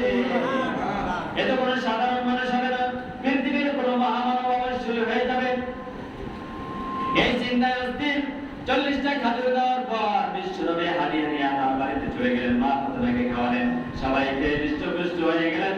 কিন্তু মনের কথা মনে রইল, আল্লাহ ছাড়া কেউ জানেন না, ঠিক না ঠিক বলেন। এদিকে উটের মালিক অসুস্থ, দিনের পর দিন ডে বাই ডে তার হাতের ব্যথা এত বাড়তে লাগলো, বাড়তে এত বাড়তে লাগলো। দুনিয়ার সব ঔষধ পূজা সব কিছু পেটে শেষ করলো, কিন্তু জ্বালা কমে না। গলা কাটা মুরগির মতো এই উটের মালিকটা ছটফট করতেছে। শেষ পর্যন্ত তিনি বুঝতে পেরেছেন এখানে আল্লাহর গজব নাযিল হয়ে গেছে। এই হাত আমার সাথে রাখা যাবে না। অন্য হাত দিয়ে হাতটাকে তিনি দ্বিখণ্ডিত করে ফেললেন। ও দিয়া তালাই দিয়া আলাদা করে ওই হাত দিয়ে ধুইয়া বিশ্বনবীকে খুঁজতে খুঁজতে মা ফাতিমার বাড়িতে চলে গেলেন। বলুন সুবহানাল্লাহ। মা ফাতিমার বাড়িতে যাওয়ার পরে বিশ্বনবীর কদম মোবারকে পড়ে গেলেন, চিৎকার করে কান্না জুড়ে দিলেন, ইয়া রাসূলুল্লাহ, ইয়া হাবিবাল্লাহ, আমি আপনাকে চিনতে পারি নাই, বুঝতে পারি নাই।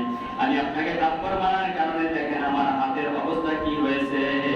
আপনি আমাকে মাফ করে দেন। বলুন সুবহানাল্লাহ। আপনি আমাকে মাফ করে দেন। দেখেন আমার হাতের অবস্থা কি হয়েছে। আমার হাতের জ্বালা এত বেশি বেড়ে গেছে, শেষ পর্যন্ত আমার হাত আমি নিজের হাত দিয়ে কেটে ফেলছি। বলুন সুবহানাল্লাহ। বিশ্বনবী এই কঠিন করুণ কথা, করুণ কাহিনী শুনতে তার চোখ থেকে পানি ঝরে আসলো। তিনি ছিলেন দয়াল নবী, ঠিক নেবে ঠিক বলেন। একজন মানুষের কষ্ট হবে তার কারণে এটা তো দয়াল নবী সহ্য করতে পারলেন না। বিশ্বনবী চোখের পানি ঝরায় কাঁদলেন। তার হাতটা হাত দিয়ে নিয়ে যেখান থেকে কাঁদলো এখানে লাগাইয়া দিয়ে একটা বিসমিল্লাহ বলে ফু দিলেন। আমার আল্লাহ রাব্বুল আলামিন সাথে সাথে আগের মতো তার হাতটা ভালো করে দিলেন। বিশ্বনবীর মুজিজা। বলুন সুবহানাল্লাহ। সাথে সাথে লোকটা আশ্চর্য হয়ে কাফের লোকটা বিশ্বনবীর হাতে হাত রেখে পড়ে নিলেন, লা ইলাহা ইল্লাল্লাহু মুহাম্মাদুর রাসূলুল্লাহ। সবাই নবীর মহব্বত করেন, আল্লাহুম্মা সাল্লি আলা সাইয়্যিদিনা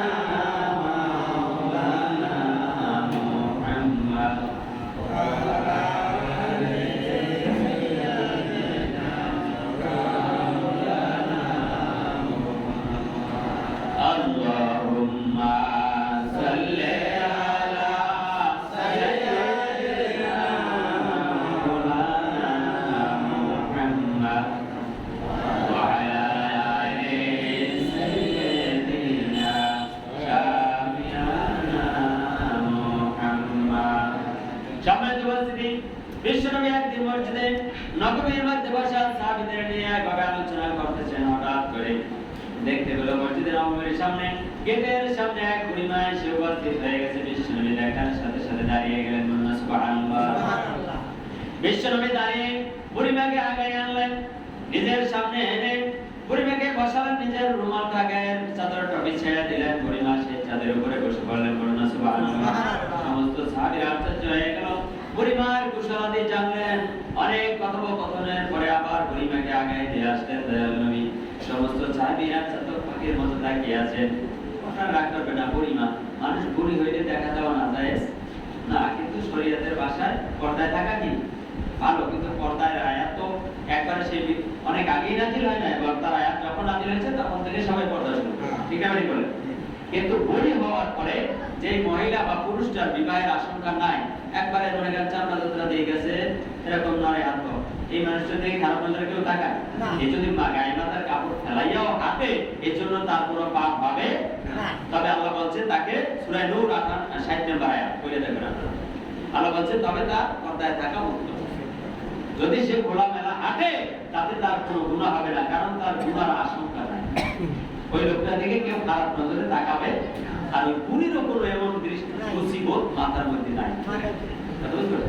বিশ্বনবীর কাছে আসলেন, সাহাবীদের সামনে বসলেন, গায়ের চাদর বিছিয়ে দিলেন। এক বিশ্বনবীর শরীরের মধ্যে পোকা মাকড় মশা মাছি বসা হারাম ছিল, কোনোদিন কোনো মশা মাছি বসে না। শুধু তার শরীরে না, তার ব্যবহারের পোশাকের মধ্যে কোনোদিন পড়তো না। বিশ্বনবী একদিন আনাস রাদিয়াল্লাহু বাড়িতে তার খাদেম বেড়াতে গেলেন, তাকে খাওয়া দাওয়ার শেষে একটা রুমাল দিলেন। কি দিলেন? রুমাল দিলে এই রুমালটার মধ্যে যে হাত মুছছে, এই রুমালটায় হাত মোছার পরে এই রুমাল কোনদিন আর সাবান দিয়ে পরিষ্কার করা লাগে না। বলুন সুবহানাল্লাহ।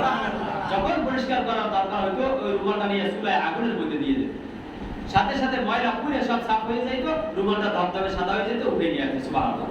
যে নবীর স্পর্শ লেগেছে যেই রুমালের উপরে, ওই রুমালও আগুন স্পর্শ করতে পারে। সুবহানাল্লাহ। বিশ্বনবীর হাতের বরকত মুজিজা কত বড় ছিল। শুধু তাই না, বিশ্বনবী একদিন মা ফাতেমার ঘরে গেলেন। মা ফাতেমা রুটি বেলতেছেন। বিশ্বনবী মা ফাতেমা তার কলিজার টুকরার কাজে সাহায্য করার জন্য তিনিও রুটি বেলতে লাগলেন। আমরা অনেক সময় স্ত্রীদের রুটি বেলে দেখি দেখি, এটা বিশ্বনবীর সুন্নাত, দিবেন ঘরের কাজ করা সুন্নাত থাকবে। রুটি বেলে দিতে লাগলেন, মা ফাতেমা বাজতে লাগলেন। হঠাৎ করে বিশ্বনবী মা ফাতেমা দেখেন কিছু রুটি বাজতে যাইয়া বাজে না, যেরকম রুটি সেরকমই থেকে যায়। সুবহানাল্লাহ। মা ফাতেমা অস্থির হয়ে গেলেন, রুটিগুলোর এত আগুনে জ্বালায়, রুটিগুলো তো পুড়ে না, ভাজে না, কিছুই হচ্ছে না। বাবাকে বললেন, বাবা এই রুটিগুলো তো ভাজতে পারতেছি না। বিশ্বনবী বসে আসেনি, বলে শোনো মা, তুমি তো তোমার বাবারে চিনতে পারো না, তোমার বাবা আখিরে জামানার নবী। বিশ্বনবী যার হাতের স্পর্শ যেখানে লাগবে ওইটা জাহান্নামের আগুন তো দূরের কথা, দুনিয়ার কোনো আগুন তাকে স্পর্শ করতে পারে না। কেমন নবীর উম্মত আমরা দেখেছি।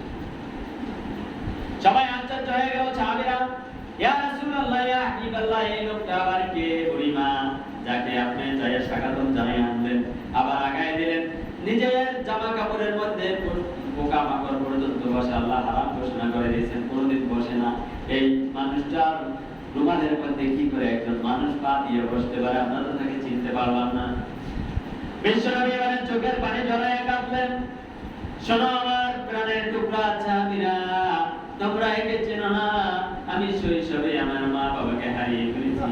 যে মা, যে দুধ মায়ের কোলে কাকে ঝরে দুধ পান করে আমি বড় হয়েছি, এই হলো আমার দুধ মা সাদিয়া। সুবহানাল্লাহ। একজন দুধ মায়ের সাথে কেমন আচরণ করা লাগবে বিশ্বনবী শিখিয়ে গেছে, ঠিক না? বেরিয়ে বলেন তাহলে আপন মায়ের সাথে কত ব্যবহার করা দরকার আমাদের। আমরা ঘাড়ের রগ মোটা করে ঝাঁকি দিয়ে কথা বলি। তুমি বুঝো কি বুড়িমা? তুমি বুড়িয়া বুঝো কি? আরে তুমি কি বুঝো? তোমার পেটে তো মনে হয় না, তুমি ওনার পেটে হয়েছো, ঠিক না? বেরিয়ে বলেন আল্লাহ রাসূল বলেন, হুমা জান্নাতু ওয়া নারুকা। বলে দুনিয়াবাসী, তোমার মা বাবাই তোমার জান্নাত অথবা জাহান্নাম। মা বাবারে খুশি রাখবি, আল্লাহর জান্নাতে বিনা হিসেবে চলে যাবি। মা বাবারে অখুশি রাখবি, বিনা হিসেবে জাহান্নামে চলে যাবি। কার কথা? বিশ্বনবীর কথা। কার কথা? বিশ্বনবীর কথা। শুধু তাই না, আল্লাহ রাব্বুল আলামিন 15 নম্বর পারা সূরা বনী ইসরাঈলের 23 নম্বর আয়াতের মধ্যে বলেন, আকাদা রাব্বুকা আল্লা তা'বুদু ইল্লা ইয়্যাহু ওয়া বিল ওয়ালিদাইনি ইহসানা। ইম্মা ইয়াবলুগান্না ইনদাকাল কিবারা আহাদুহুমা আও কিলাহুমা ফালা তাকুল লাহুমা উফফিন ওয়ালা তানহারহুমা আকুল লাহুমা কাওলান কারীমা। আল্লাহ বলেন তোমার প্রভুর পক্ষ থেকে ফয়সালা হয়ে গেছে, সিদ্ধান্ত হয়ে গেছে, তোমরা তোমার রবের ইবাদতের পাশাপাশি ইবাদতের পর তোমরা তোমার মা বাবার সেবা করবা। কার সেবা? আল্লাহর ইবাদতের পর নামাজ পড়ছো, কার ইবাদত? আল্লাহ। সাথে সাথে মা বাবার খেদমত লাগে। কার কথা? আল্লাহর কথা মানা কি ফরজ? আল্লাহর কথা শোনা ইবাদত না? আল্লাহর কথা যারা না শুনবে পৃথিবীতে দুই ধরনের ইবাদত। কয় ধরনের? একটা শয়তানের ইবাদত, একটা হলো আল্লাহর ইবাদত। কার ইবাদত? যুবকদেরকে বোঝানোর জন্য বলছি, একটা আল্লাহর ইবাদত, একটা কার ইবাদত? শয়তানের ইবাদত। এখন বলে হুজুর শয়তানের ইবাদতটা আবার কি? নামাজ পড়া কার ইবাদত? না পড়া কার ইবাদত? শয়তান চায় একটা নামাজ না পড়ুক সব জাহান্নামে যাবে। এইটা হলো শয়তানের কাজ, শয়তানের ইবাদত। আল্লাহর কাজ করা আল্লাহর ইবাদত, শয়তানের কাজ করা শয়তানের ইবাদত। ঠিক কি না বলেন? রাজা মেয়ার কাজ করা রাজার গোলাম, ওই বাড়ির বাদশা মেয়ার খেতে কাজ করা বাদশা মেয়ার গোলাম রাখা। ঠিক না বেটি করে? আল্লাহর ইবাদত নামাজ পড়া। নামাজ যারা পড়েন না তারা কার ইবাদত করেন? সুদ খাওয়া কার ইবাদত? সুদ না খাওয়া কার ইবাদত? মা বাবার সেবা কার ইবাদত? মা বাবার সেবা না করা কার ইবাদত? কাঁদতে পারবেন না, কাঁদতে পারবেন? মসজিদে যা মিথ্যা কথা বলবেন মুনাফিক হয়ে যাবে। ওয়াদা করছেন মসজিদে বসে যাও। ইবাদত করবো কার আমরা আজকে থেকে? এক আল্লাহ না শয়তানের? গোলামি করবো কার? আল্লাহ না শয়তানের? নামাজ পড়বেন কয় ওয়াক্ত হবে? কামাই দেবেন কয় ওয়াক্ত? বুঝতে দেন, নিজের নিজের হিসাব মিলানো কার ইবাদত। এখন আসেন বলে হুজুর এতক্ষণ কইলেন ইবাদত দুই প্রকার, এইটা আবার কোন হাদিস দলিল প্রমাণ আছে কিনা জানা দরকার আছে না? আল্লাহ রাব্বুল আলামিন 23 নম্বর পারা সূরা ইয়াসিনের 60 নম্বর আয়াতের মধ্যে বলেন, আলামা আদলাইকুম ইয়া বানি আদম আল্লা তা'বুদুশ শাইতান। ও বনি আদম সন্তানেরা, আমি তোমাদেরকে নিষেধ করি নাই শয়তানের ইবাদত করিস না। কার? শয়তানের ইবাদত করবা না। আলামা আদলাইকুম ইয়া বানি আদম, হে আদম সন্তানেরা, আল্লা তা'বুদুশ শাইতান, তা'বুদু তোরা ইবাদত করিস না শয়তান। শয়তানের কার? শয়তানের গুণগান গাইস না, শয়তানের ইবাদত করিস না। তাহলে কার ইবাদত করবেন? প্রশ্ন আছে না নাই? আল্লাহ 61 নম্বর আয়াতের মধ্যে সে কথা জানিয়ে দিয়েছে, ওয়ানি'বুদুনি হাদা সিরাতুম মুস্তাকিম। তোমরা আমি আল্লাহর ইবাদত করো, এটাই সরল সঠিক জান্নাতের রাস্তা। সুবহানাল্লাহ। তাহলে ইবাদত করবেন কার? আল্লাহ না শয়তানের? নিষেধ করছেন কে? আল্লাহ। নিষেধ করছেন কে? আল্লাহ নিষেধ করছে আমার গোলামি কর, শয়তানের করিস না। আল্লাহ যদি গোলামি করি তাহলে আল্লাহর জান্নাতে যাইবে তারা না জান্নাতে যাবে? একটা লোক সারা জীবন বিএনপি করছে, ক্ষমতায় থাকতে আওয়ামী লীগ ল্যাংটা করে পিটাইছে, আছে না নাই সমাজে? এখানে না থাকলেও ঢাকা আছে, মানুষ আছে, ঠিক না বেরি করে। আবার ফাঁক পাইলে তারে মারছে, জেলে ঢুকাইছে, এরকম হয় কি হয় না? আওয়ামী লীগ ক্ষমতায় আইছে, আপনি আওয়ামী লীগ অফিসে গেলে কি আপনার রং চা খাওয়াইবে? দুধ চা খাওয়াইবে? কথা বলে না কেন? ওয়ারেন্ট পাসার সাইজ করা আছে না নাই? ওরে তোরে পাই নাই কোনোদিন খুঁজা, তুই তো অফিসেই আইছো, দরজা আটকা, গুম করে এলাম। ঠিক না বেটি বলেন? সারা জীবন আওয়ামী লীগ করছে, বিএনপি ক্ষমতা আছে, বিএনপির অফিসে আইসা যদি কন একটু চা খাওয়াও, তোমার লগে আছে, কি সত্য কথা না মুনাফিক? সত্য না মুনাফিক? দল করছেন বিএনপি, আওয়ামী লীগের কাছে চাচা, চা পাইবেন না ডান্ডা পাইবেন? ইবাদত করছেন শয়তানের, নামাজ পড়েন না, বিপর্দায় প্যাট বাইর করে মহিলা চলছেন রাস্তায় রাস্তায়, আর কবরে ধোয়ার সময় মিল্লাত বিসমিল্লাহ ওয়া আলা মিল্লাতি রাসূলুল্লাহ। বাস আনতে ফেরেশতার বাগানেও যাওয়া লাগবে না, জাহান্নামেও যাওয়া লাগবে না, বাস তো আপনারা নিজেরাই দিয়ে আসি। ঠিক না বেরি করেন? বাস যে কয়টা লাগে ঢুকে দেবে আপনার বাস দিয়ে জাহান্নামে কারণ কি?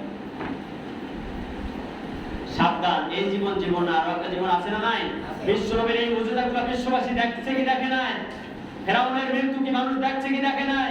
আসমানের চাঁদ জমিনে নামাই আনছে বিশ্বনবী, হাতের ইশারায় লাখো মানুষের দল করেছিল সেদিন মক্কায়, এবং সবাই নবীর হাতে হাত রেখে বলেছিল লা ইলাহা ইল্লাল্লাহু মুহাম্মাদুর রাসূলুল্লাহ। এগুলো কি লাখো মানুষ সেদিন দেখে নাই? আমরা কোথায় আছি, কোথায় যাই? বিশ্বনবী যখন মৃত্যুর হাত থেকে বাঁচতে পারেন না, আপনি আমি কি বাঁচবো? 23 নম্বর পারা সূরা জুমার 10 নম্বর আয়াত, 30 নম্বর আয়াত, ইন্নাকা মাইয়াতুন ওয়া ইন্নাহুম মাইয়াতুনা, ও রাসূল আপনারও মৃত্যুর স্বাদ গ্রহণ করা লাগবে, বাকি যত উম্মত আসবে সবাই মৃত্যুর স্বাদ গ্রহণ করা লাগবে। মৃত্যুর হাত থেকে কেউ বাঁচতে পারবে না। একটা কথা সবসময় মনে রাখবেন, মৃত্যু মাথায় রাখবেন, কোনোদিন অন্যায় কাজ হাতের কাছে আসলেও করতে সাহস পাবেন না। থরথরে কাঁপবে, আরে মৃত্যু যদি রাতে অন্যায় করতেছি, সকালে যদি আমার কবরে নামা লাগে, জোহরের নামাজ পড়ে নাই, আসরের সময় যদি আমার কবরে থই, কি জবাব দেবো আমার? ঠিক না বেরি করে আল্লাহ যেন আমাকে সহ আপনাদের সবাইকে হেদায়েত করে চলে বলেন আমিন। আমিন। বিশ্বনবী মুহাম্মদ রাসূলুল্লাহ সাল্লাল্লাহু আলাইহি ওয়াসাল্লাম এভাবে দিনের দাওয়াত যখন দিতে লাগলেন, একের পর এক তার উপরে বালা মুসিবত হামলা মামলা এসে উপস্থিত হতে লাগলো, কিন্তু বিশ্বনবীর সাথে আছেন কে?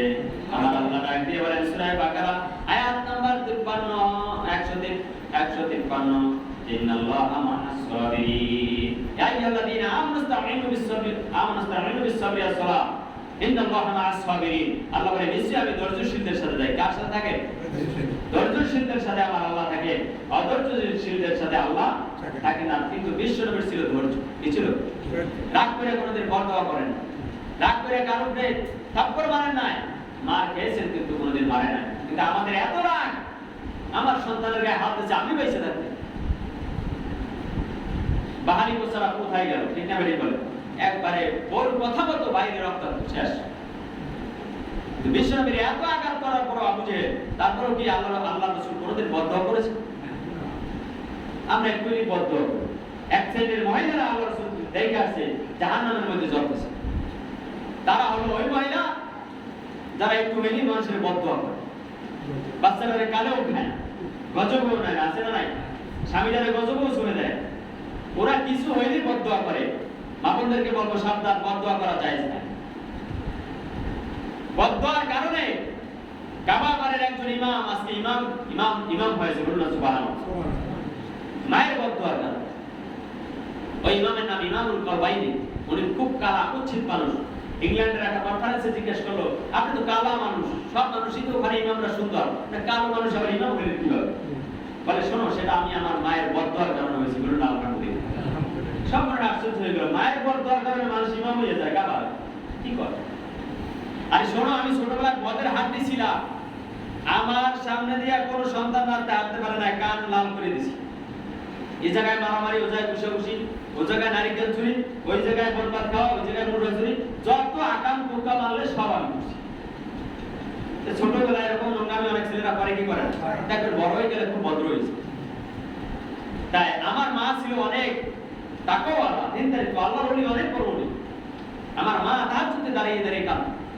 আমার মা সবসময় আমার জন্য, আমার মা জানতো যে মা বদদোয়া করলো রেগে যায়, সাথে সাথে মা বাবার দোয়া করলো সেটা আল্লাহর কাছে ধনুকের তীরের আঘাতের আগেও আল্লাহর আরশে চলে যায়। সুবহানাল্লাহ। আমার মা জানতো যে বদদোয়া করলে সেটা লাগেছে। আমার মা যখন রাগ হইতো, বদ্ধ না করে তো আর পারতো না, তখন ঠিক না বেরিয়ে পড়ে, তখন এই বদদোয়া করতো, আল্লাহ আমার ছেলেটা তুমি হেদায়েত দাও, আরে কাবা ঘরের ইমাম বানাই দাও। রাগ হইলে চোখের পানি ছেড়ে দিয়ে বলতো, আল্লাহ আমার ছেলেটারে হেদায়েত দাও, আরে কাবার ইমাম বানাই দিও।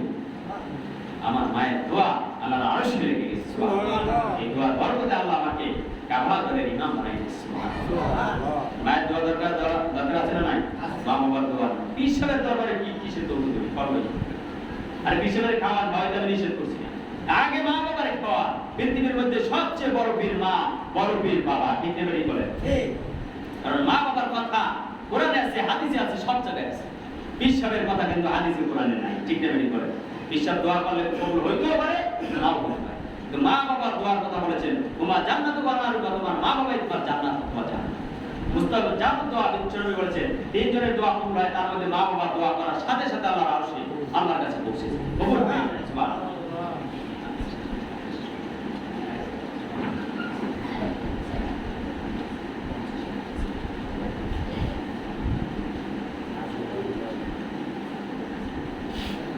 হুজুরের আগে উপস্থিত হয়ে গেছে প্রধানমন্ত্রী, এখন 8টায় আমরা নামাজ পড়া কথা, 8টায় পড়বেন না? হ্যাঁ, আগে পড়বেন। 50 আজান দেওয়া না, আমাদের এমনই দেওয়া দরকার। 50 নামাজ পড়ো।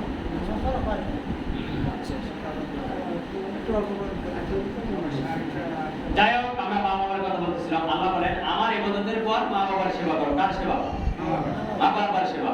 এবং তাদের সাথে এমন আচরণ করিও না যাতে তাদের জবান থেকে উফ শব্দটা বেরিয়ে আসে। কি শব্দ? উফ। ওয়ালা তানহারহুমা, তাদেরকে ধমক দিয়েও কথা বলিও না। চোখ লাল করে ঘাড়ের রক মোটা করে কথা বলে এক শ্রেণীর মানুষ আছে না নাই? নিষেধ করছেন কে? আল্লাহর আইন মানে কি? ফরজ। এই আল্লাহর আইন যারা না মানবে এরা যদি বিসমিল্লাহ ওয়া বিল্লাহি মারার পর যতই ওরা কি জান্নাত পেতে পারে? আল্লাহ যে মা বাবার সেবা না করলে কোথায় যাবে? যত আমল করেন, যত বড় বিনা উলিয়া হওয়ার হাতে জান্নাত পাবেন না। স্পষ্ট।